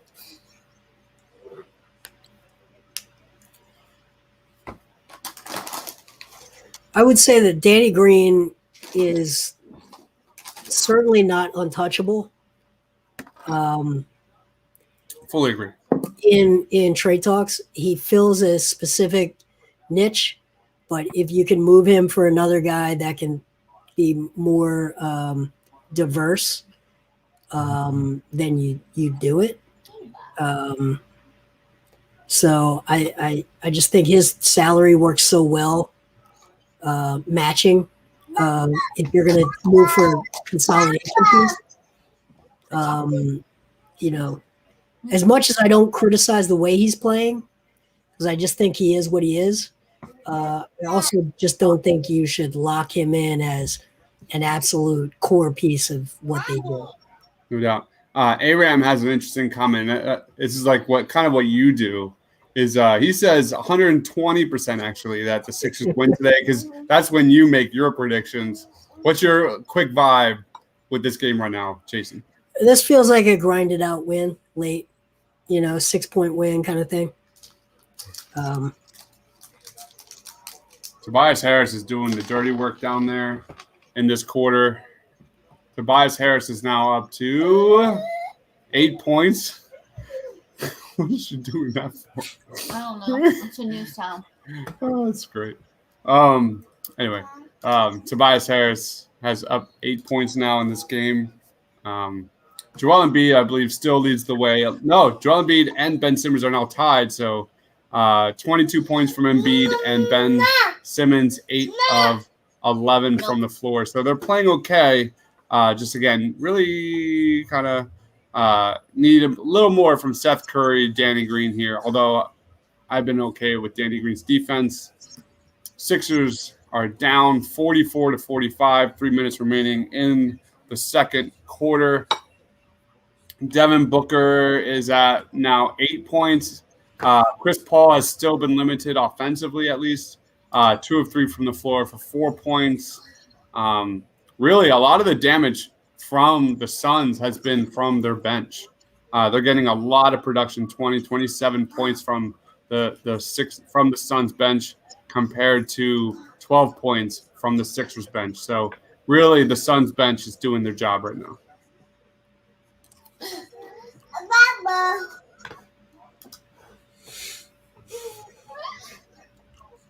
Dunderdew says, don't get comfortable. Where's Tavares? Remember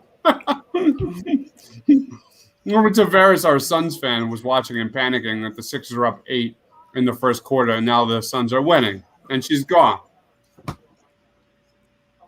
Is it a she? Do we know that to be true? No, I have no idea. Okay.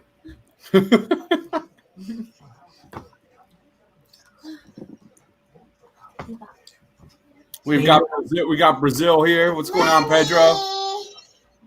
What's going on? Where in Brazil? What part of Brazil is Pedro from? Don't know. It's a good question. Big country. Philly Boy says, with Philly sports, you're never comfortable. Is that not a fact? Absolutely. Chris Dunn. What's going on, Chris? Thanks for joining again. Says Sixers are making it look hard. It's hard. The NBA is hard. Huh?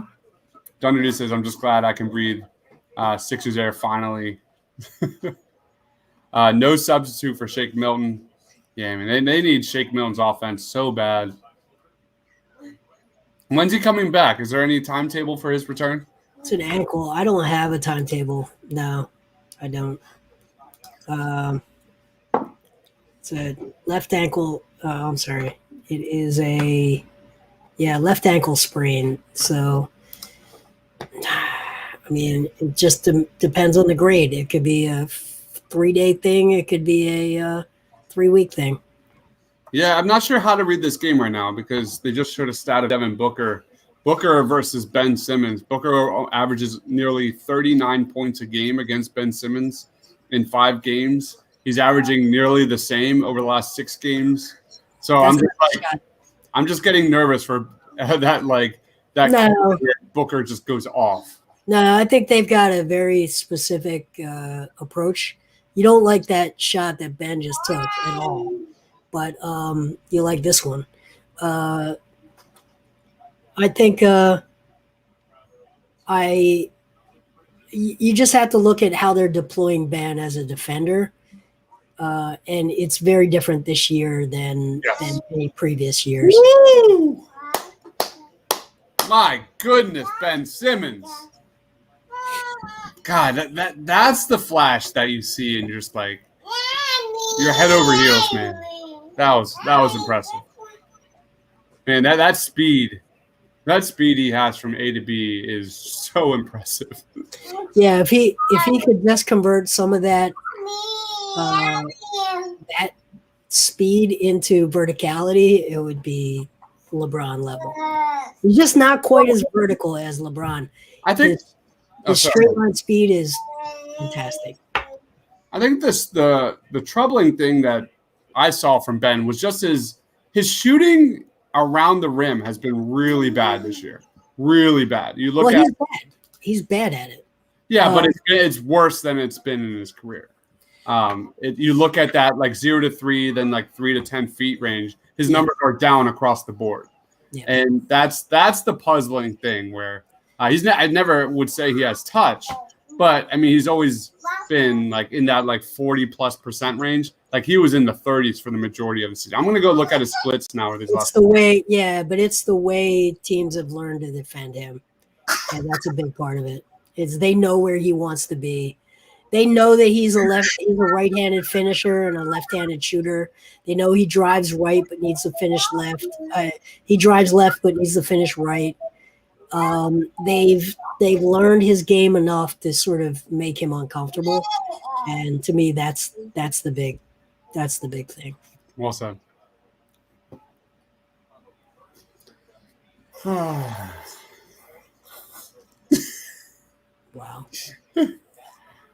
Dunderdy says Ben seems to be aggressive. Is he not, or am I missing something? Yeah, he's playing well.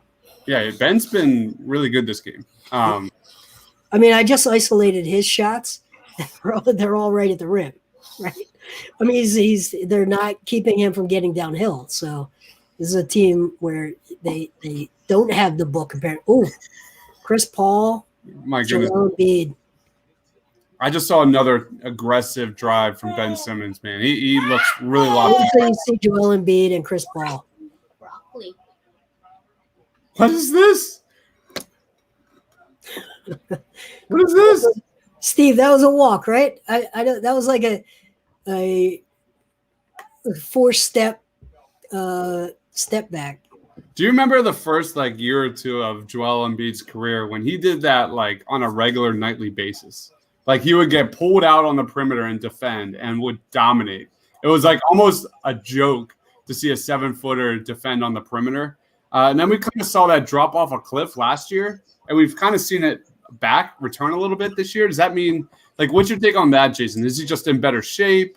Is he just what?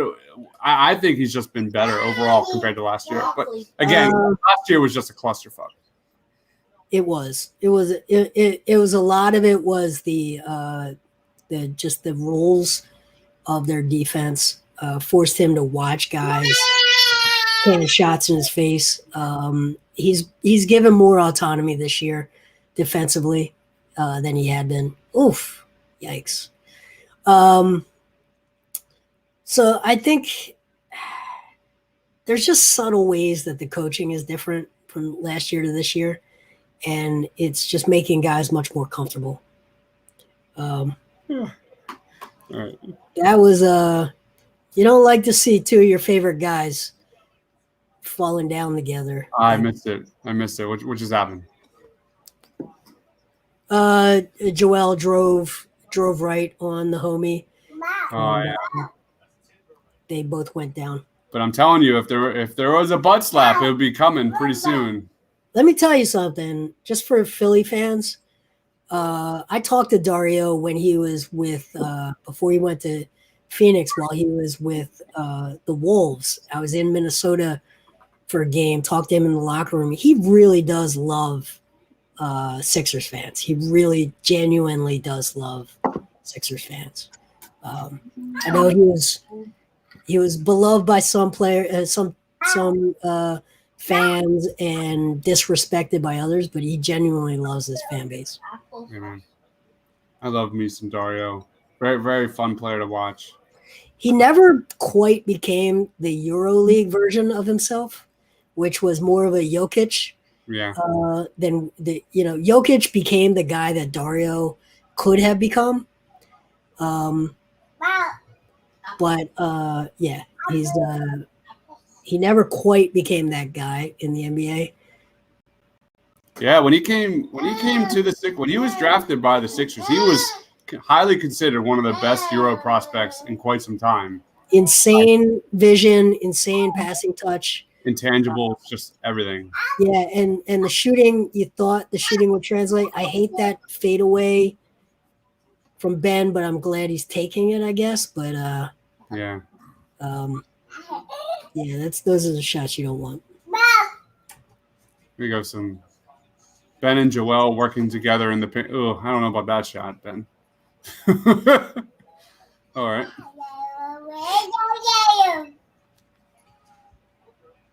All right, Booker gets another bucket there.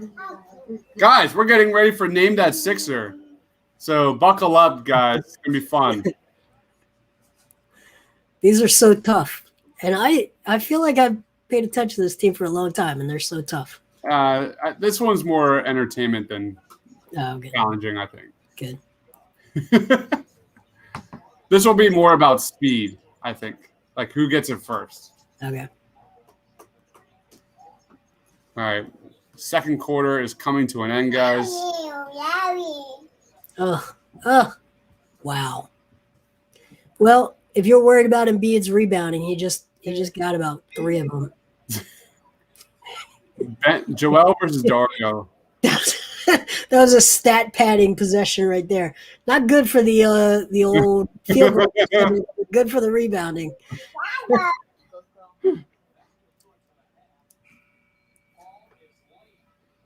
All right. This feels we're at halftime, 53-53. It feels a little bit like a grinded out 6-point win. It's just what it feels like. All right, guys. All right, guys? You ready to do some Name That Sixer? Sixers, by the way, let's do a quick update. Sixers are tied at halftime, 53-53. Phoenix got the better of the Sixers there in the second quarter. Truly, the first quarter was led by Ben and Joel and the Sixers defense and their ability to get to the free throw line. Defense kind of struggled a little bit there in the second quarter. Regardless, Sixers are tied right now, 53-53. Ben Simmons is having a terrific game right now, 16 points, 6 of 8 from the field. We talked about this during the game. His last 4 games, nearly 67% true shooting percentage, having another efficient game so far. Again, he has 2 turnovers compared to only 1 assist. So you want to see his assist totals go up a little bit. And then Joel Embiid, 15 points in 17 minutes. Joel's doing work. What else is new? Let's go on to Name That Sixer.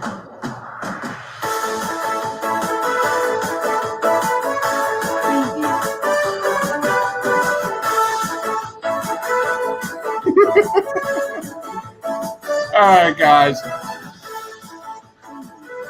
All right, let's play Name That Sixers, guys. Here's the game. I give you a photo of the Philadelphia 76er. You give me the answer. It is Jason versus the fans. Whoever gets it right first gets the W. We've got 8 today. Let me share my screen. Today, we are talking about guards. We are talking about guards. And we're talking about the best guards. Not the best guards of all time, but some of my favorite guards with the Philadelphia 76ers. There is only one caveat here. I kind of changed the game, and I think it'll be a little more fun. But it's not showing up. Hold on. We got some technical difficulties. Let me hit that, and then let me hit. This is what happens when you do this live. It doesn't show up when you try and share it. All right, here we go. Name that Sixer, guys.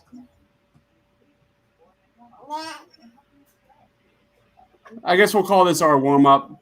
Name that Sixer. Here we go. First one to get it gets it right, and a year subscription to thepaintlines.com. Wow, huge. Who is that Sixer, guys? Do you know that Sixer? Oh, it's a guard? We have – these are all guards. I grew up loving guards as a lover of basketball, so we're doing nothing but guards today. We have Iverson. It's not Iverson. Jason says that is not Iverson. Again, this is the first one to get it right. Gets it right. And it is Chris Dunn with the W. Dana Barros. I was going to guess Dana Barros before we showed anything, but I didn't think Dana Barros was jacked like that. Nice. Very nice. All right, let's go on to number 2. Name that Sixer. Who is that guy? Jason? Grant? I think that's Lou Will. That is No, not Lou he's- Williams. That is Yeah. not Lou Williams. Uh, Sorry, that Aaron McKee? is not Aaron McKee.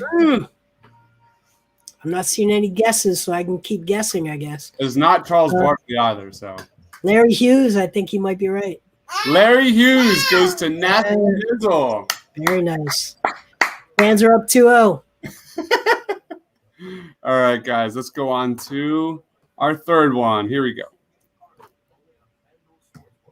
Name that Sixer. Hersey Hawkins. It's not Hersey Hawkins. Why he doesn't have that jersey, man? I don't know what jerseys. I don't keep track of jerseys. Marky215 also said Larry Hughes. And it comes through in the question. Tony Roten. It is Tony Roten. Good job. Trust the Marky. process. Yes. Process legend. There it is. He coined the phrase "trust the process." Yes, sir. Yes, sir.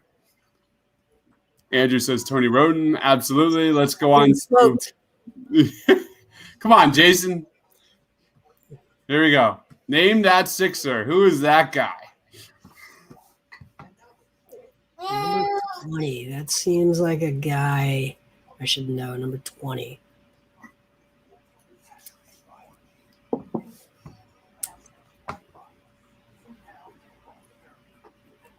It is not Markelle Fultz. It is not Markelle Fultz. Oh, wow. We've got Marquis215. You can't play this game officially. Very nice. Jody Literally Meeks. on fire. Jody Meeks. Very Jody nice. Meeks is the correct answer for this one. Good job, Marky215. This guy got back-to-back picks here. Let's go on to our next one. Name that Sixer. Zaire Smith. It's not Zaire Smith. It's not Sean Bradley. It's not Iron Man. The Mandalorian. It's not Din Djarin or Baby Yoda. Number 5. I don't know. I don't know who number 5 is. Name that Sixer. Again, these are all guards. I haven't seen it yet in the comment section. I'm still waiting.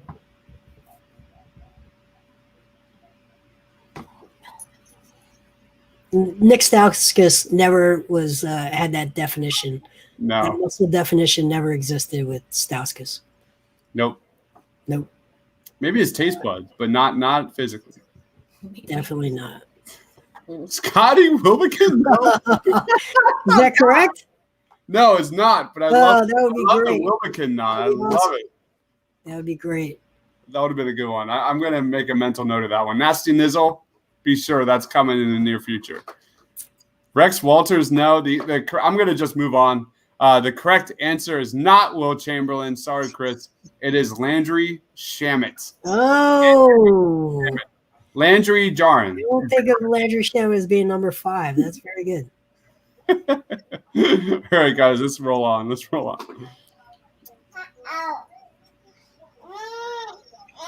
Name that Sixer. Eric Snow? It's got to Hopefully, be Eric Snow, right? 100% Eric Snow. Good Yeah. job, Jason. Got to be. Finally. It is definitely Brian Snow. All right. Hopefully no one from the Sixers rep PR is watching. We'll see. I doubt it. I highly doubt it. Let's roll on. Name that Sixer. Isaiah Cannon. No, it's not Isaiah Cannon. I thought he was number 1. Not Isaiah Cannon. We've got Marky215 coming in strong. Nice. It is MCW. It is He wins. MCW. The golden one. The golden boy. He looks like he needs to get in the weight room in that photo. Betty White is also the correct answer.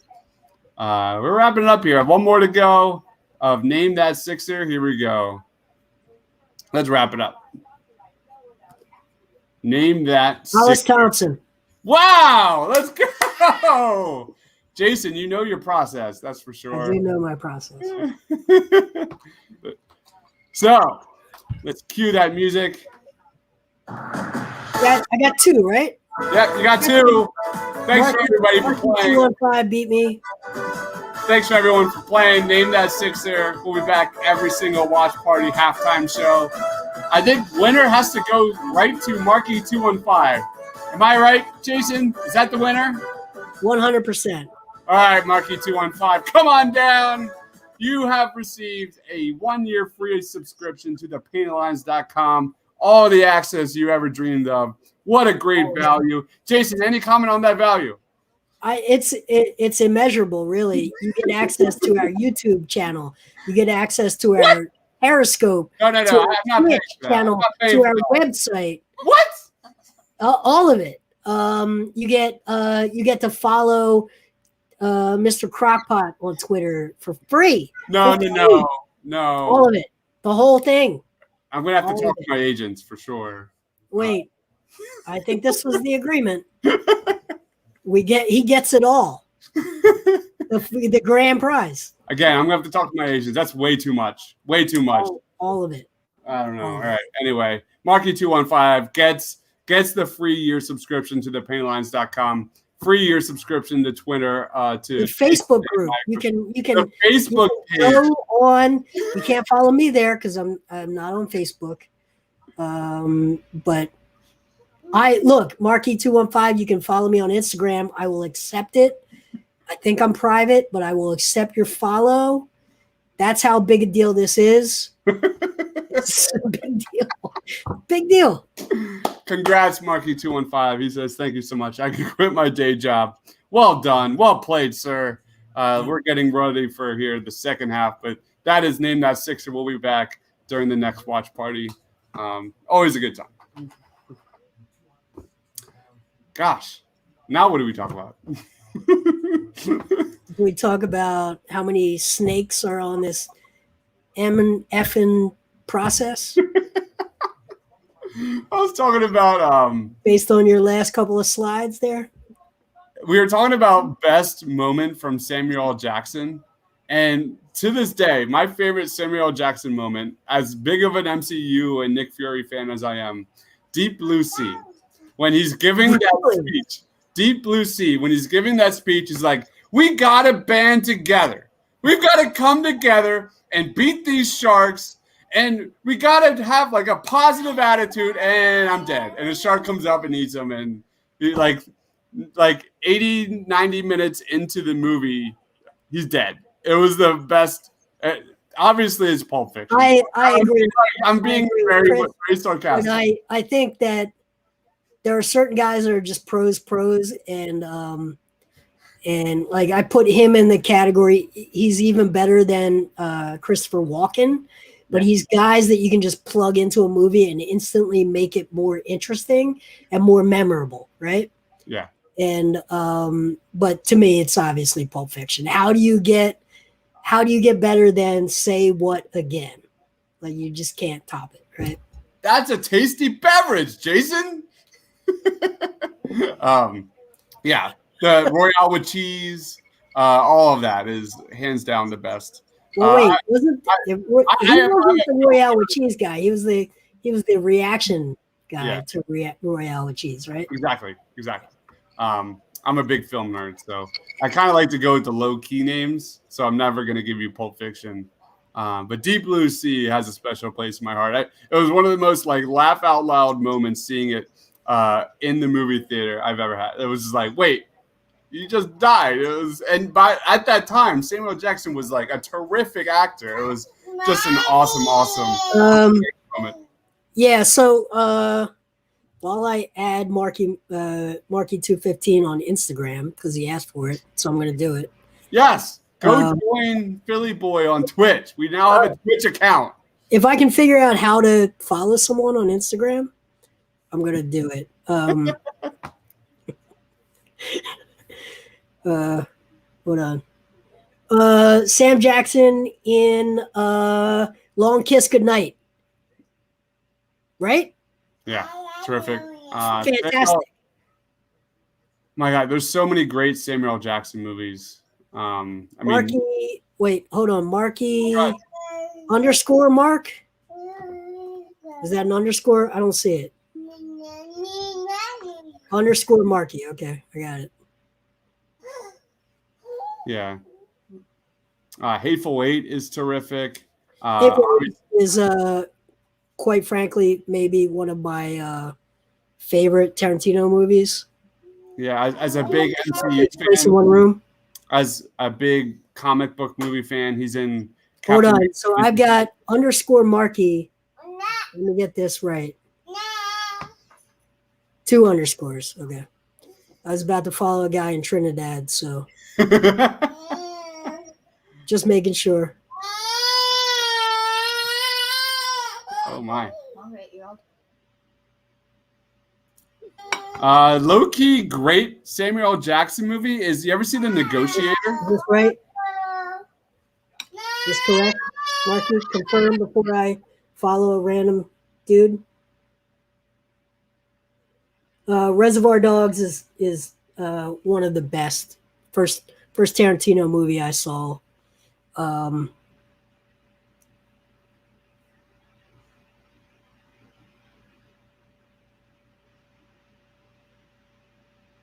Yep. Okay.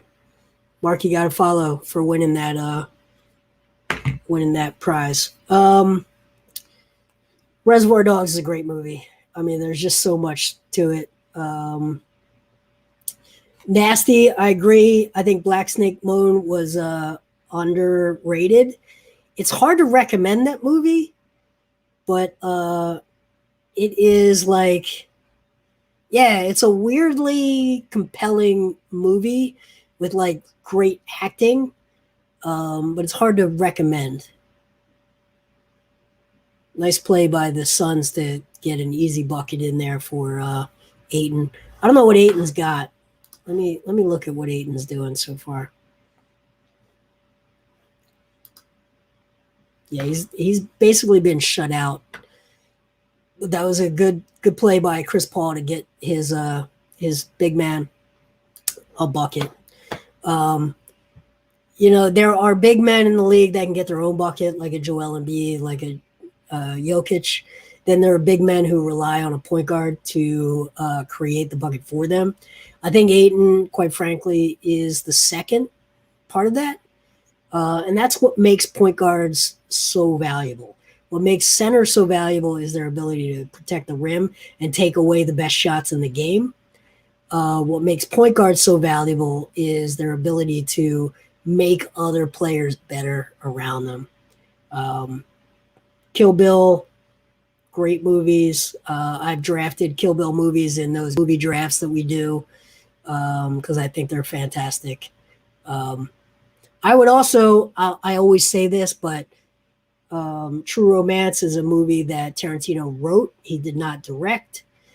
I think that was maybe his best writing job, where he gave the directing role to someone else, but he wrote the script. I think True Romance is a great movie that he wrote. Maybe his best script. Suns are coming out very comfortable right now. They came out of the locker room feeling good. Sixers need to switch some things up to make them less comfortable. But boy, are the Suns also not really playing much defense. Embiid didn't have anyone within 5 feet on that elbow shot that he just took. But it's very clear right now. The Suns realized that they were not making Embiid work on defense, and they are working to get Ayton the ball to create a little bit of hesitation on Embiid defensively by making him guard his own man. Looks like they really didn't stress him in that way in that first half.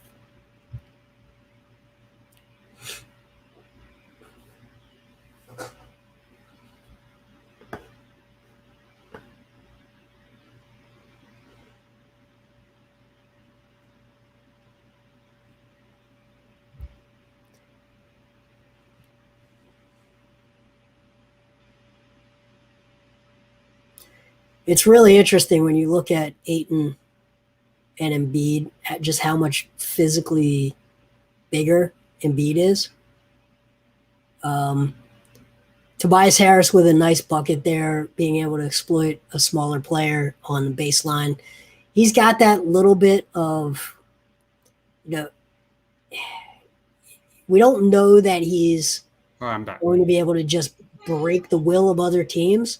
But if he, as a third option, or really on this team, maybe a fourth option, he's able to just, if you're going to put an inferior defender on him, he's just going to put 24 points on the board against you and just hurt you in subtle ways. So Tobias, that's really where his value is. The idea that Kaminsky can guard him, I think, is optimistic. All right, what did I miss? The problem. Phoenix was comfortable.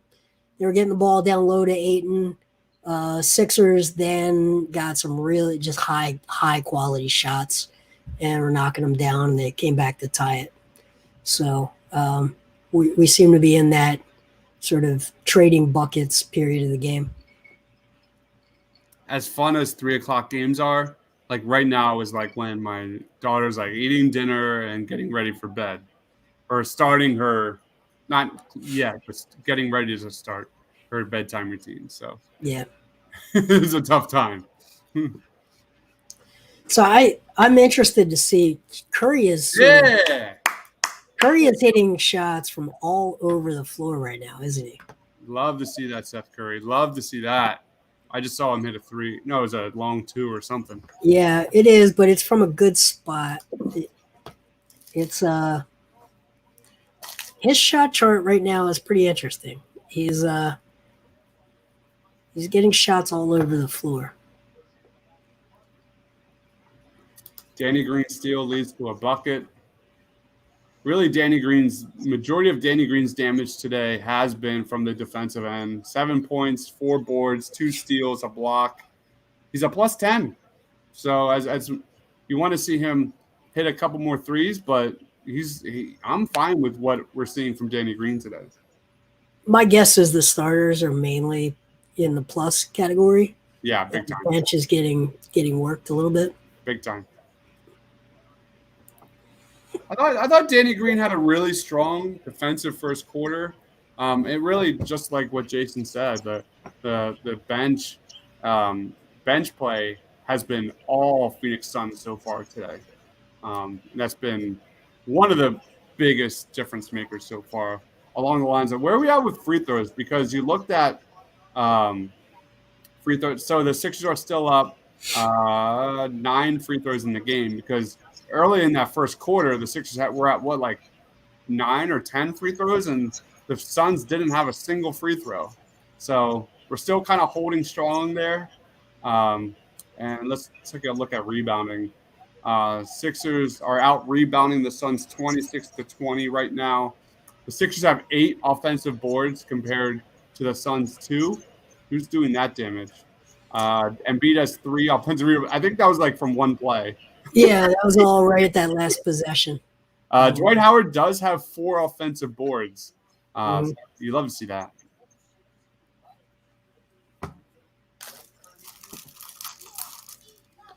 Devin Booker says Sixers offense needs to get going. I feel like they might be soon. Our defense needs to slow the Suns' surge here. If I say Phoenix Sun, what's the first name that comes to your mind? Devin Booker. Is it? All right. Yep. Dan Marley? I think he's their franchise player. I think that Chris Paul is a transitional player to get them to a maturity that they can become a perennial playoff team. But Booker is their future. He's still super young. Kevin Johnson? What a terrific player, man. We're talking all of history? Mm-hmm. Oh. Kevin wow. Johnson was fun to watch. I got to agree with Tom Chambers. And what was the other guy? Dan Marley, right? Dan Marley. Yep. Yeah, Dan Marley. Tom Chambers. How good would Tom Chambers be in today's NBA as a Really? stretch four? He'd be Yeah. insanely good. Yeah. He would be insanely valuable. Let's look up his stats. The guy. It looks like when I Googled him. Marion is a good one. I mean, When I Googled him, a Steve mugshot Nash. came up, so I don't know what what kind of problems he got into, but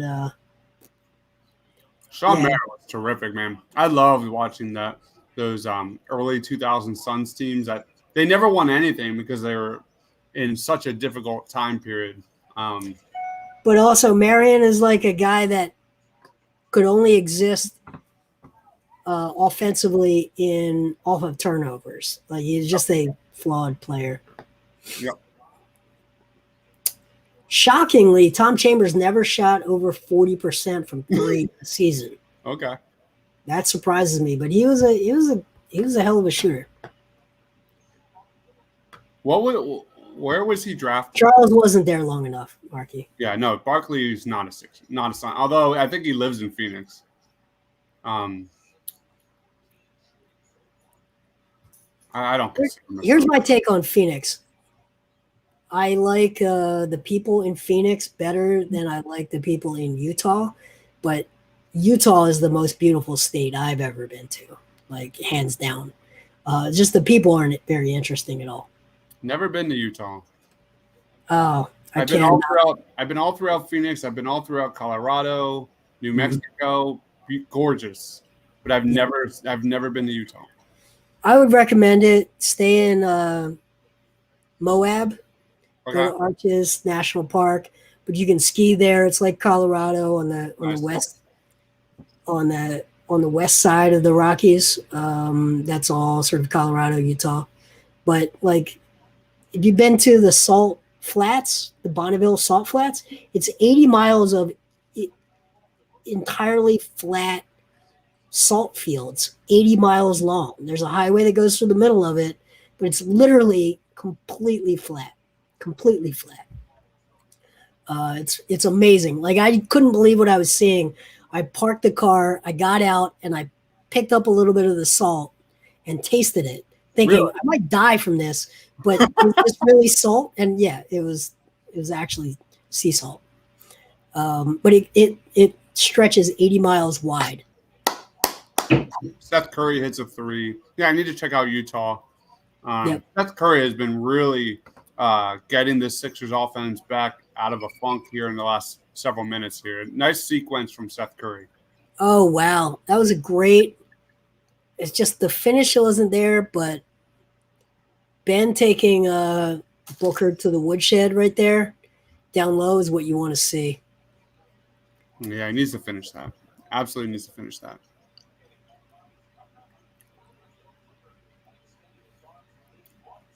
Is Utah like the Cars? I haven't seen Cars. I mean, I maybe have seen Cars. But it literally is like, as far as you can see, there are, 10,000 foot mountains, 80 miles in the distance. You go from one mountain range to the other, and it's literally like a dry ocean in between. So it's like mountains, then Radiator Springs, then Radiator Springs. Like that's all it is. That's the town for cars. There's no town. There's a highway that goes. There's a highway that goes from one mountain range to the other, and it's 80 miles, dead straight, dead flat. Dunderdew said he hated Phoenix. What did you hate about Phoenix? Because I've been all throughout Phoenix, and I love the cuisine. I love the kind of the like waking up early in the mornings, and you have the kind of the mountain range all around you. You can just see the borders. Like it's gorgeous. One low key thing I love about Phoenix is the air. There's no humidity, and I'm someone who struggles with allergies. I can't breathe on a daily basis here in Pennsylvania, and it's like the moment you step off the airplane in Arizona, you're just like, it's a completely different feeling for me. So it's totally different. I'm clearly biased. West Coast air is completely different. Completely different. Toby's getting it going here. And then Marky Mark says Amari Stoudemire. That's a great answer. What a fun player to watch during his early days. Just lit up the league from day one. Thunder says, I like the food and the weather, but the people are bad. Oh, okay. wow. Ben just tried a left-handed finish. All right, that's good news. That is a rare left-handed finish. And he didn't make it, but it was a rare attempt. I just thought, dude, Ben looks exhausted, man. He is on the ground, sucking wind. All right, where are we at with the Booker watch? Devin Booker now is up to how many points? 21 points. 21 points for Devin Booker in 24 minutes. Keep in mind, him and Paul have been silenced for the majority of this game, so Booker is starting to get a little too comfortable right now. Well, Paul is creating a lot of offense. I don't know how much he's scoring, but he's creating a ton of offense for this team. Watch Ben's knees on this free throw attempt. Get a feel for his level of fatigue.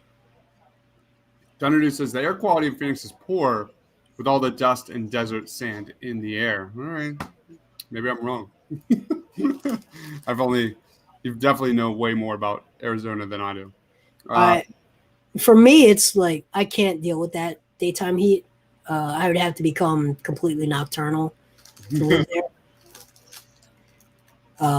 But the air is like 95 there is like 72 here. Yeah, it's completely different. Yeah, I was in LA one time and it was 108 and everyone there was apologizing and I was like, what are you talking about? This is like 78 on the East Coast. Like, this is fine. And then you get back to the hotel at night and you're completely burnt to a crisp from the sun because you get that ocean breeze. Now Phoenix, you don't get the ocean breeze, but the lighter air is just so nice. Thunder, sorry, I'm just heated up right now. You're a good man. On the opposite end of that, we made the decision to go to Charleston for a week in July. And I don't know what the hell we were thinking, but, man, that was like the hottest weather I've ever experienced in my life. It was well over 100. There's no air. There's, like, literally no air. Even at, like, 10 o'clock at night when you're, like, trying to go out and have a good time. This is before we had Eva. And it was just like you're just standing there sweating. It is miserable. Yeah. That do not go to Charleston during the crack ass of summertime because that humidity is 1,000,000,000%. And that's what we're talking about here is humidity. And at least I didn't feel it as bad in Arizona. I actually. No, you don't. We're going to be actually on Hilton Head in like probably about this time next month. Because we were trying to find a place that would be warm but not too hard to get to. And I think Charleston is the next town from Hilton Head, right? So we'll do restaurants in Charleston, I think. But my God, the food is legit, man. I've been in we used to go to New Orleans a lot, and in January, you go this time of year. But I went there once. I had a project for work in July, and there's no escaping. You walk out at 2 a.m. And you walk out into basically a steam bath. Mm-hmm. There's no escaping, and not just that, but New Orleans also smells like all the worst aspects of humanity. So you get the steam with the smell, and there's just no they have to wash the streets every night. Literally, they literally wash the streets every night. I've been there. Yeah, I made the mistake. I went with a guy's trip. This was a long time ago, but when I say a long time ago, it was like probably like 8 years ago. We went on a guy's trip for like 5 nights down. Wait for it. We stayed right off of Bourbon Street. We got a great deal. It was like 8 of us guys. I was not single at the time. And we went, and it was just a debauchery. Like the things that you see on Bourbon Street at like 3, 4 a.m. are things that you don't want to remember. And it is outrageous, outrageously out of control. Because here's where New Orleans gets you, is they do 3-for-1 drinks, like literally all day long. And then come 8 o'clock, I mean, it's like $20 a beer. So by 8 o'clock at night, you're like completely gone and just having a great time. But that's where they get you. Is that those 3-for-1 deals. Oh, the food is outrageously great. Yeah, we flew in for work one time. A guy that works with me, we flew in like mid-afternoon, and we get to the hotel, and the hotel it's too early to check in. It's like 1 p.m. So we go to one of the bars because we're in the French Quarter. The hotel's in the French Quarter, and there's like a 3-for-1 special, like you're saying. And we're like, yeah, we'll get a 3-for-1 special, and whoever finishes their beer first will have the second beer. And the bartender drops down 6 beers in front of us. And it's like 1 p.m. and we're like, okay, here we go. Yeah, and we were there for 5 nights. We were there for the New Orleans Saints and Eagles game. It was part of an Eagles tailgate package. And 5 nights was way too long. It was like the 3rd night, and people were dying. Not literally dying, but like people were refusing to leave the hotel room. And there were so many funny stories with that trip. During the Eagles tailgate, the stupid decision from the Eagles was to give us like literally thousands of green and black beads, and we were on this like 2nd floor bar, and there are these double-decker buses that kept traveling throughout. We were right next to the stadium. This was on game day. And there was an open-air double-decker bus that drove by us. And there was we're on a corner right at a stoplight. So they had like Saints beads. We had Eagles beads. And the second they hit that stoplight, it was just a tsunami wave of beads going at each other. It was really, really funny. There's some other funny stories that happened, but long story short, do not go on a guy's trip for more than like 3 nights. It's like Vegas. Like treat it as Vegas. Do not go for more than 3 nights. Because 3 nights is absolute max. Chris, Frenchman is the spot. Yes. I love watching at the Apple Barrel. I mean, it's all about live music for me there. So Frenchman is great. My spot is certainly Lafitte's, which is on Bourbon Street, but it's like way down at the end of Bourbon. Lafitte's blacksmith shop, way past the There's like an oldest bar in the world down there. there. Yeah, it's one of the oldest. Yeah, it's from like the 1700s. It's like candlelit. It's awesome. It's candlelit.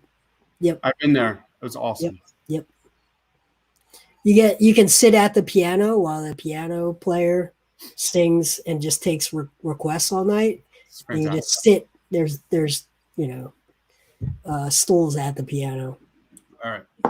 My last story of that night, of that trip, was I brought a costume. It was a penguin costume. It's like a full body penguin suit.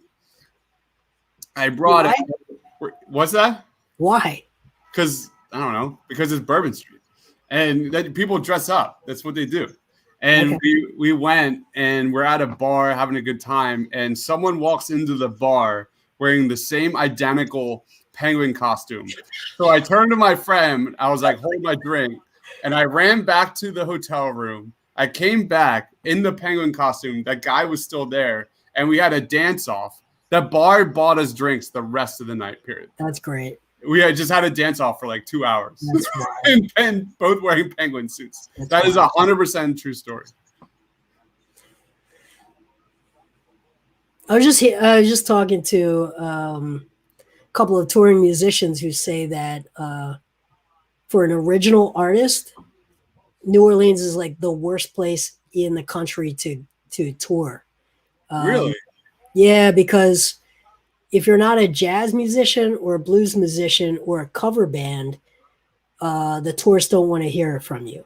So any like touring original artist gets terrible crowds there. And I think of it as just Music Central and just a great place to see music, live music. So that was a surprise to me. Yeah, that is shocking. All right. Meanwhile, Devin Booker is going Ooh. really off here in the third quarter. Look at Matisse Thybulle off the dribble. Wow. No way. Are you kidding me, Matisse? My goodness. Matisse Thybulle makes an incredible 3-point shot there to stop the bleeding. The Suns have been on a tear in this third quarter. My goodness. What a huge three by Matisse Thybulle. Just seconds remaining here in the third quarter. We've got Great defense there on the other end, too. Matisse Thybulle defending. Absolute great defense. 10 seconds left. Got switched on the Korkmaz. Nope, Matisse is back. And what? Yeah. Matisse Thybulle really stepping up here in that guts of the third quarter. Suns are up 86-81. I could talk about New Orleans all day long. Beignets, French Quarter. Are you a beignet guy? I'm not a beignet guy. It was overrated. It was a little overrated. Was my take. Yeah. Now, did you do the? Because you were on a guys trip. Did you do like the Garden District? The restaurants over in the Garden District. I don't think so. So if you go again with your wife, I would recommend hitting the restaurants outside of the French Quarter, and you get a different experience. Yeah.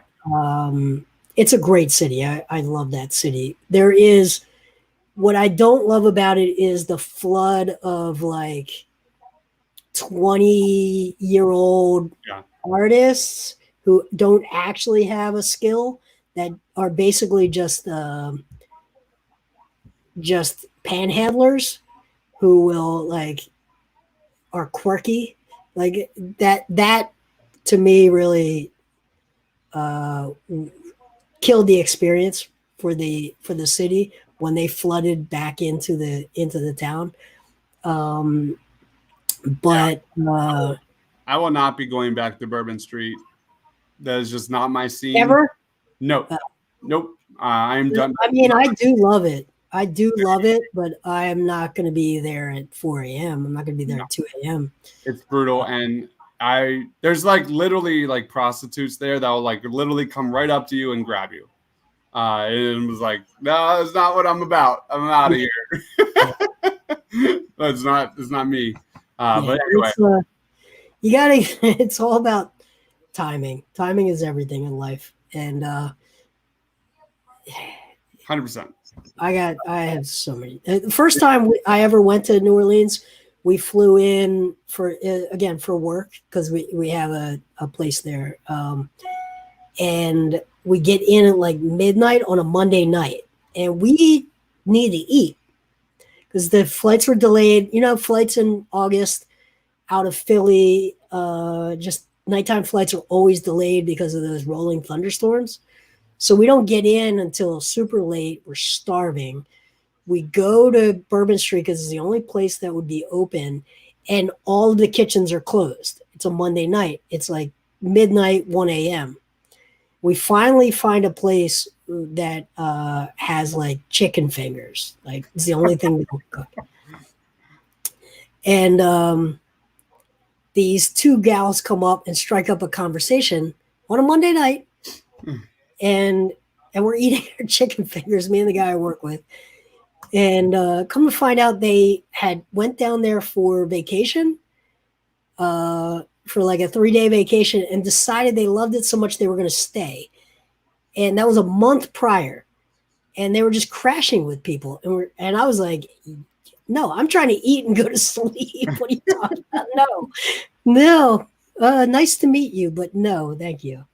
It's just a weird place. Like they came for a vacation and decided to just live there for a while. It's such a weird place. One of my favorite memories was we were there when Alabama played LSU. It was a massive college football game, and the streets were just overrun by groups of LSU fans and Bama fans.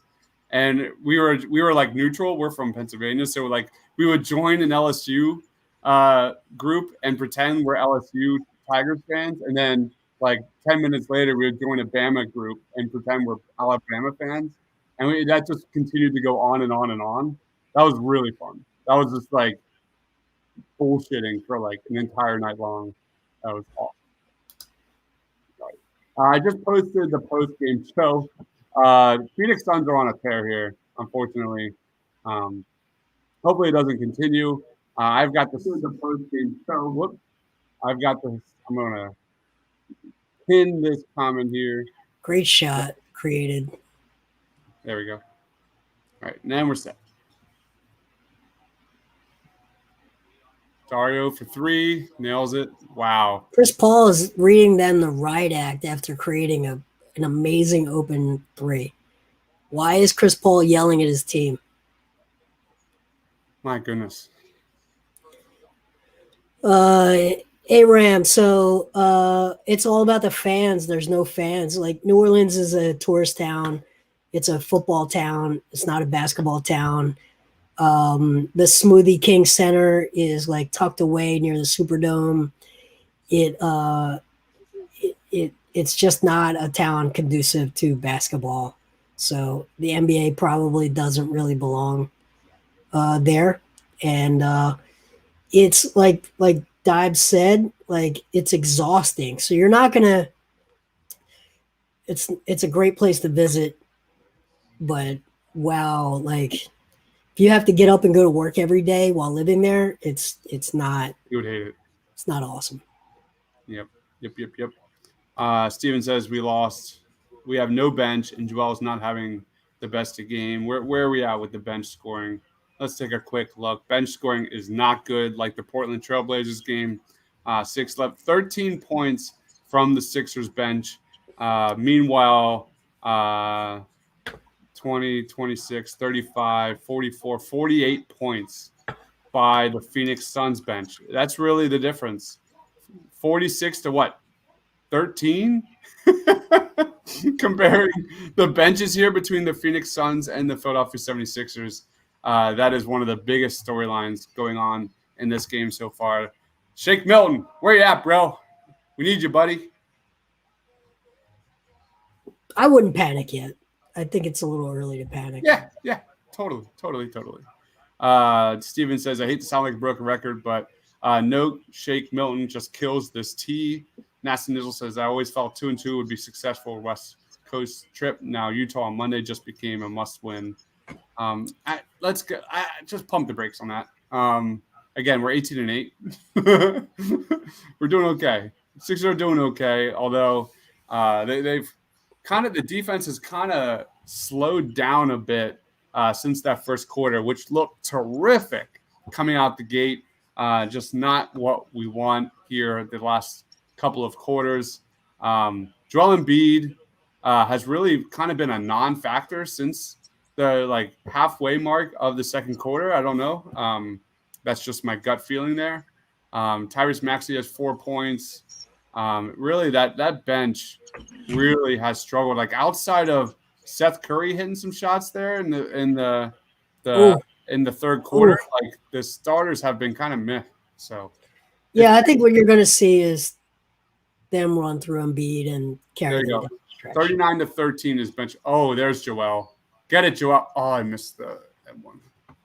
But you get Joel Embiid focused on getting at the free throw line. The Sixers will be okay here in the fourth quarter. Yep, he's going to just let him eat for a while, and it's going to be fine. Yep. And what did we talk about during the pregame show, Jason? Lockdown defense time in the fourth quarter. Yeah, Sixers are the best team in the NBA when it comes to defense efficiency in the fourth quarter. So here we go. Yeah, I think what you've got on the floor right now is your bench plus Embiid and Curry. So you've got about probably 2 minutes before Ben Simmons comes back on the floor. Yeah, you got to escape these next few minutes with Korkmaz. Matisse Thybulle was terrific in that third quarter. I was done. What you're going to do, but right now you're just going to feed Embiid and you're going to play off him. I mean, you look at that. You're about to see it, Dives. But you're just going to run through Embiid, and you're going to score most of the times down the Oh field. my God, Dario! Rest in peace, Dario. Yeah, That was brutal. That Vincent Poirier on the bench. Like, it's over. Like, we got a long way to go, guys. It's not over. Anyway, so that was an incredible spin move and slam over Dario. So now you're creating shots for Curry, right? You got Furk. Furk, who was ready to shoot that, didn't make it. Came a little bit late. But this is what the offense should look like right here. All right, Sixers down 7 here on my end. Little signs of life here from the Sixers offense, led by that incredible spin and dunk by Joel Embiid over Dario. That was a highlight reel for sure. We'll be watching that one all season long. Phoenix responds with another bucket. Sixers down 9 here, 9 minutes.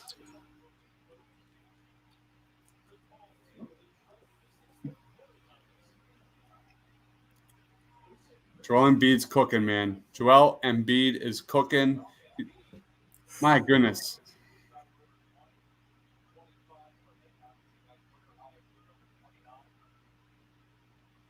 The recipe right here is really simple. Oh. Simmons should be coming to the scores table right now, but this is real simple. The recipe, what they should be doing. It's very hard to stop when your guy's doing face-up jumpers. Yeah. When you have to double him on face-ups, it creates shots for Seth Curry down the road. So you got Green. Green is at the scores table. Simmons, I'm surprised, is not. Yeah, where's Ben? It's 8 minutes left. Let's go. Oh, nice drive through contact over Joel. Is that a late call? Oh, wait. We just had a butt slap. Did we get a butt slap? We got a butt slap. Was it Joel and Dario? Yep. Joel and Dario butt slap. We just got one. Who got the over on that one? I got the over. I took the over. That's fantastic. That was a late call. My goodness. Oh, another foul on Joel. Joel Embiid is pissed off. That's his third personal foul. Yeah. So bizarre. I mean, that was all ball, but he definitely got the arm. Hey, Tavares is back. What's up, Tavares? It's a good game. Good game, Tavares. Let's go, Phoenix. Sixers are challenging that last foul here. Steven says, yo, we need some separation. MPC Smith says Sixers should have taken a run at Derrick Rose, Thaddeus Young, Rondé Hollis Jefferson. When is the date for the trade deadline official? It's like the end of February. Like what are we looking at? No, I think it's in March. Is it March? Yeah, I think it's in March. Maybe first week of March. We got time. Steven says Phoenix getting some calls. Let's go Sixers. Get right. I think it's a challenging situation for the Sixers with the trade deadline because ideally you have guys hit the buyout market, but the Nets are so thin that the Nets are basically going to have way more minutes to offer buyout guys. So the Sixers are probably going to have to Doc Rivers, baby. Spend assets to acquire players that they might in another year be able to get in the buyout market. But we also have Doc Rivers. So hopefully that is a little nugget that convinces guys to come to the Sixers. What is the score? The score is 89 Sixers, 98 Phoenix Suns. Sixers kind of getting a little more energy offensively here at the end of the third quarter into the fourth. But Phoenix has been able to match that led by Chris Paul, I think, has been looking terrific here, really leading that Suns offense. So thanks for joining. We'll be doing a post-game show right as the clock hits 0. Please smash those likes button. Please go and click our post-game link, which is on our YouTube stream. It is pinned. Just click that, hit the link. We'll be joining there as the clock hits 0, guys. So Steven says, I think we are frauds. What? Get out of here. No way. I think we're good.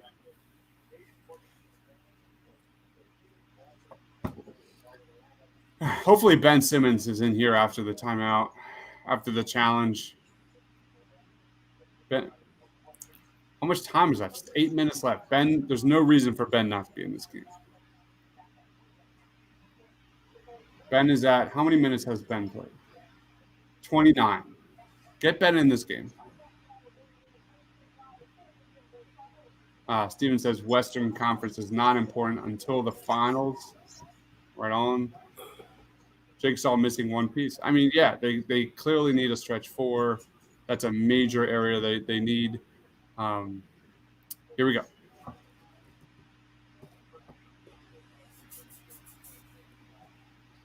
Has Joel Embiid ever won like something like that? Like, I feel like he's always on the negative end of these kind of calls.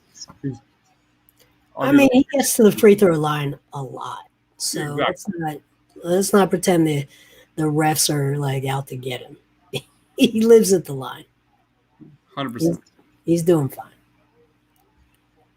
I feel like in these like 50-50 situations, though, like he's always like somehow a part of a double technical or like something like that, you know? Big men, the whole game is stacked against big men in 2020, really for the last 15 years.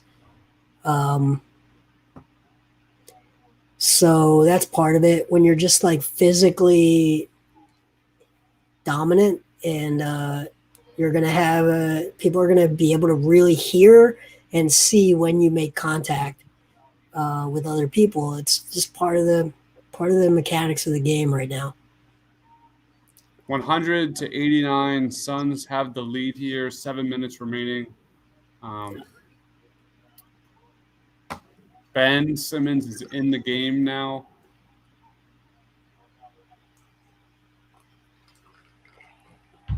Oof.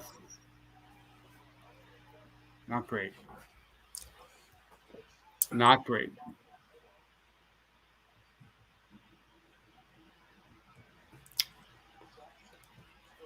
I wouldn't panic in this game. Like this is NBA basketball. There it is. Get it, Danny Green. Danny Green, baby. Hits the 3. Sixers down 8. Nice little run by the Sixers would be ideal. Let's go. Right, Coyle? Let's go, Sixers. Let's go. And we get a push off by Chris Paul going the other way. Come on.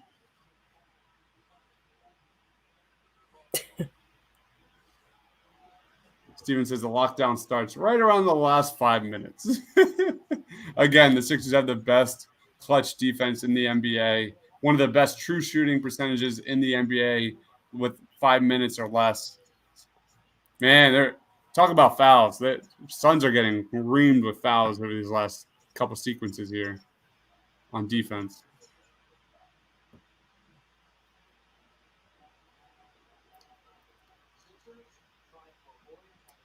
Oof. Good play by Dario. Just created a bucket there.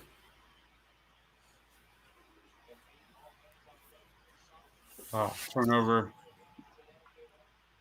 Wow. That's not good. That's not good. I think Dario stripped Joel Embiid there, led to an easy bucket for the Suns. Oh, late call on Dario. Great defense there. Joel Embiid got bailed there. I think so. It looked like a bailout to me. My goodness. That was scary. It looked like his knee buckled. What did I miss there? I didn't see any knees buckling. At least not yet. That looked like good defense to me. Coyle says Dario is playing great defense. Did he foul out? What just happened? They brought Ayton back in? Yeah. Dario has 4 personal fouls.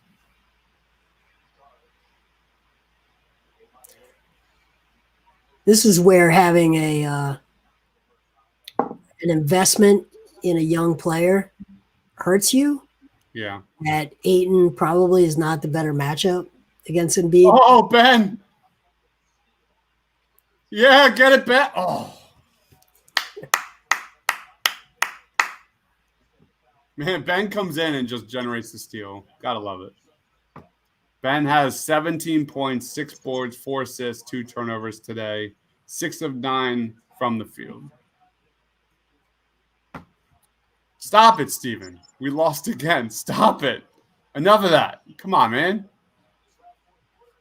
Come on. Ben hits 2 here. We're down 7. Ooh, that was a flat shot, but it went in.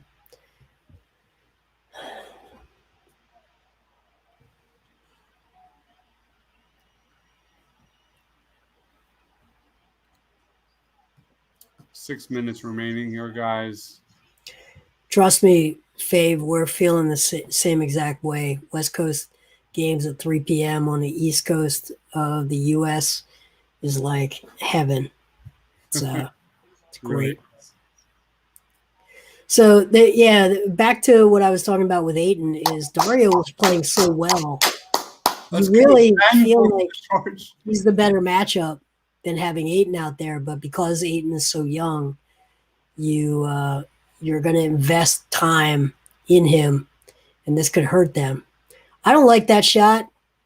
Embiid just made that, but I don't like it. I think he actually had the left baseline against Ayton. Could have gotten an easier shot. His ability to make those, though, is like, just elite. Hold on, Jason. We're coming in for a landing, buddy. Not yet. Still 5 minutes to go. All right, guys. We're doing good. 5-point game. 4 a.m. Bob, where are you from? That sucks. So that's 6 hours. So are you in the UK, I'm guessing?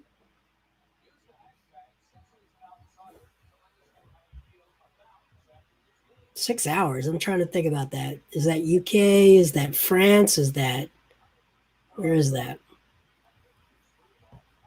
6 hours is definitely Hawaii, right? No. France. Okay. Yeah. 6 hours. I know. We had conversations about France. Yeah. Nice, Toby. Love that. Oh, Ben. Damn.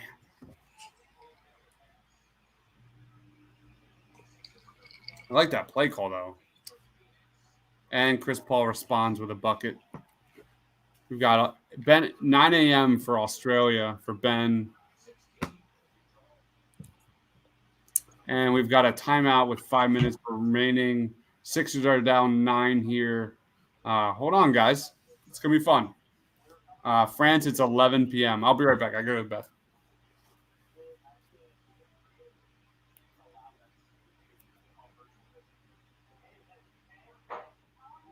Aram, are you in France as well? Turkey, where are you?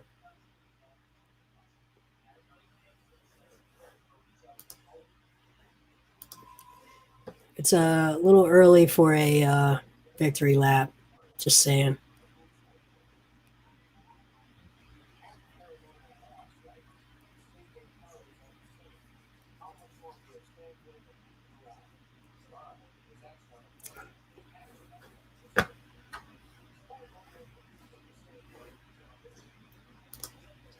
Italy, very nice. North or south? Where in Italy?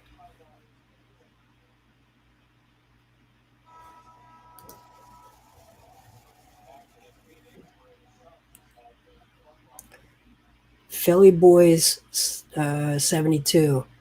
So I was saying earlier that the only difference between a Gen Xer and a millennial is Gen Xer. They both were born to baby boomer parents. Gen Xers were just born to those baby boomers when they were like teens or 20s, and millennials were born to baby boomers when they were actually adults. I'm guessing that's your birth year.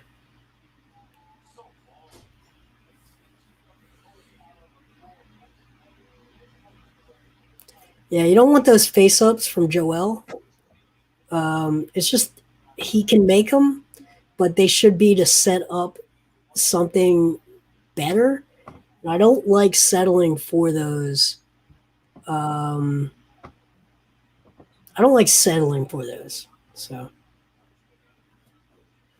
oh, okay, Rome, very nice, huge city. Never been to Italy. Hopefully one day. Yeah, My dream is a Mediterranean cruise. I've been dying to do one of those. Fortunately, we have a kid now. We did to be fair, we did a lot of traveling. We did very well. But Mediterranean cruise is one of those on my bucket list that's like number one. I would die to do that for like a week plus. yeah. I don't know if I don't know how cruise lines are going to operate in the new normal. Right. Well said. I don't know.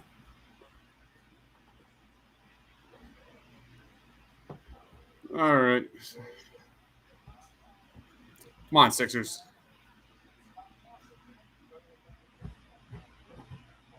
Chris Paul is how old? How old is he? At least 32. 34? Yeah, I think he's well over 32. He could be 35. And he's making what, like 40 million? Aram, so you want to go to Brazil. Do you know that there's between the west coast of Africa and the east coast of Brazil, there's a small set of islands called the St. Peter and Paul.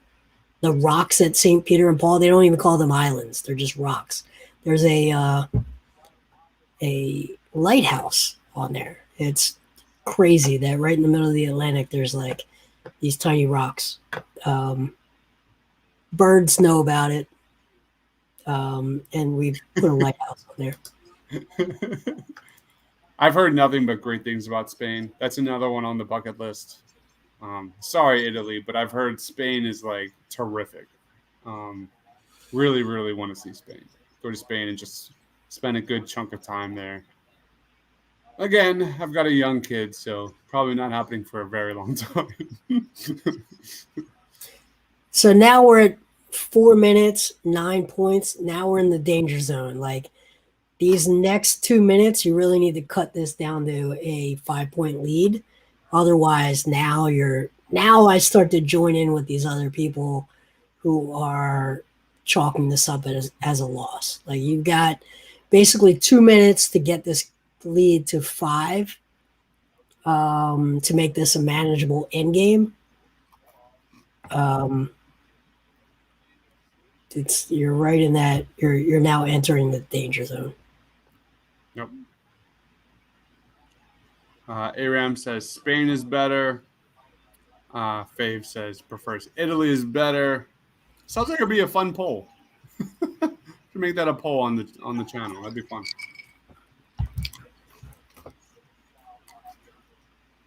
I've heard great things about both. Great things. I have a friend I grew up with in Bilbao in Spain. He moved there. He teaches English. His mother is born and raised in Spain. She's actually here. She's local to me. So she was my soccer coach growing up. But he moved there. Oh. Curry just drew a nice foul. Ouch. Oh no. But that 3 by Devin Booker's painful. Shoots it over Ben, too. When is the show Dave coming out? When's season 2? Dave coming. Never watched it. It's such a great show. Such a great show. I'm going to watch Judas and the Black Messiah tonight. I've heard it's amazing. What channel is that on? It's on HBO Max. People are saying it's like movie of the year. Oh, it's a movie. Oh, yeah. Okay. You need to watch that.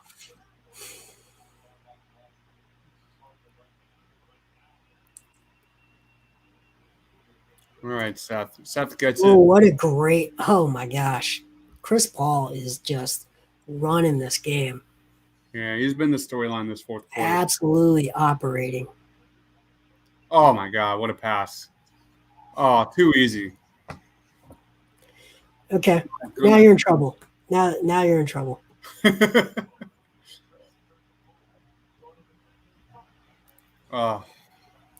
Ben, Joel looking for contact a little too much. Misses a run. But you can't look for contact while fading away. You can't expect contact on pull-ups or fadeaways. You have to be moving towards the basket to expect a call, and he's not doing that. Chris Paul is lights out, man. Yeah, Chris Paul's Absolutely lights out. operating. I'll be right back. Yep. Do we have anyone else coming on post-game? I don't think so. Okay. I'll do the Doc Rivers and all the post-game Zooms. Oh, nice. Okay, cool. Guys, we're going to be having post-game press conferences. Hold on a sec. Jason is our Sixers insider. He has access to post-game press conferences, and we'll give you first exclusive access to all of those press conferences. You won't see them anywhere else. First, here at the Painted Lines YouTube channel. Also, please be sure to like. The link to join our post-game is pinned to our channel. Just click that. Go over, click like. We'll be moving on to there momentarily when the clock hits 0. Right now, the Sixers are losing 113-99. It's truly been the Chris Paul show. 18 points, 9 assists, 8 rebounds for Chris Paul. But really, his impact is not just scoring. It's getting guys in position to score and just leading the Suns. And that's really been the storyline here. Unfortunately, guys, the Sixers have been one of the best fourth quarter differential teams in the NBA. It's not happening today against the Suns. The Suns are outscoring the Sixers 27-18 right now in the fourth quarter. They outscored the Sixers 33-28 in the third quarter. So just another a weird game for the Sixers that really doesn't reflect how good Doc Rivers and the Sixers have been when it comes to adjusting the teams in that second half. It's not translating today. Again, it's just one game. Don't overreact. Here's Joel Embiid with a step back 3. Oh my goodness. Okay. Oh my goodness. Joel Embiid with a step back 3 cuts the lead to 11. But Chris Paul is in command right now for the Phoenix Suns. This dude is absolutely lights out in terms of getting his guys in position. Devin Booker rims out a 3. All right. Okay. Okay, guys. Okay. I hear you. Embiid looking for DeAndre Ayton to sell on that 3-point fake attempt. And no call on Tobias Harris. A strip and turnover by the Sixers leads to an Ayton wide open under the rim, and he passes out. Okay. That's game. Is it? Yeah. It's game.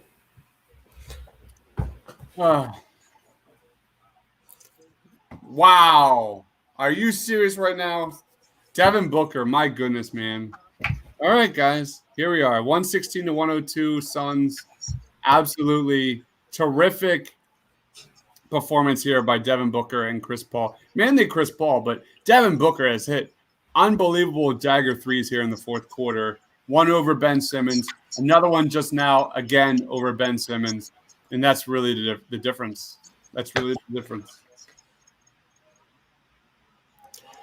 Yeah, it's the thing about Chris Paul is he's got 9 assists, and 18 points, which is great. But he's controlled this game. He's just entirely controlled it. And I don't think the stats really tell that story. Like he is just. It's so hard to quantify the effect that a point guard has on a team. It just really is. Holy crap. I'm looking at this box score now. All right. Darius Sarge has 4 points. 15 points. No. I'm looking. Sorry. I'm looking at the box score here, or the play-by-play in the fourth quarter. Like, Chris Paul is attributed to almost every single point for the Suns over the last 6 minutes. Yep. And other than a bucket and a couple free throws from Darius Sarge, it's really been the Chris Paul show since the 9-minute mark of this game. And that is really, really incredible to watch. I mean, that right here, you just see you close him off, you wall him off, you double him, and he creates an easy bucket for your big man. It's just super impressive. And it's why at the college level you see guard play matters so much, and it really does matter at the NBA level as well. It's they say, wings equal rings, right? Mm-hmm. But really, point guards and centers still matter a ton. 2, 4. He's like a dinosaur. He's like, and not in that he's old, but he's just such a throwback to how basketball was played 20 years ago. 10 points here in the last 9 minutes for Chris Paul, scoring and assists. But it feels like way more than that. I mean, he also had that steal on Tobias Harris. Like, He's been everywhere. He's been everywhere. Yep. Controlled the game entirely.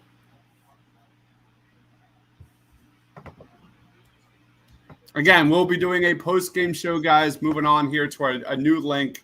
You could either check us out here at the Painted Lines YouTube channel or click here in the comments section.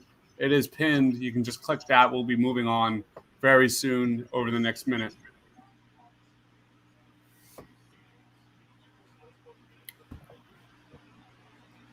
Isaiah Joe. Really? Should have started Isaiah Joe. Who was saying he shouldn't be playing as much? There it is. Where's Nadir? My goodness, man. Get that man on the floor. Chris Paul, man. I mean, Devin Booker. How many points does Devin Booker have in this game? I know he's hit a couple of dagger threes, but Chris Paul has got to be the player of the game. Oh, very nice. Nice little play by Joe. Yeah. Caught Tony Bradley on a little pick and roll. Yeah, nice feed there. Tony Bradley. Where you at, Quill? I'm sure. I doubt he's still watching. But that's like entirely created by Joe, not by Bradley, right? Mm-hmm. Everything we've talked about with Chris Paul, where Chris Paul is creating points for his big men, Joe created those points for Bradley. It's really for the big man is, can you set a good screen? Can you slide? Can you catch and finish? That's the job. 64-58. There, right. In the second half. Ready to go? That's it. All right, let's go on to the postgame. See you guys at the postgame.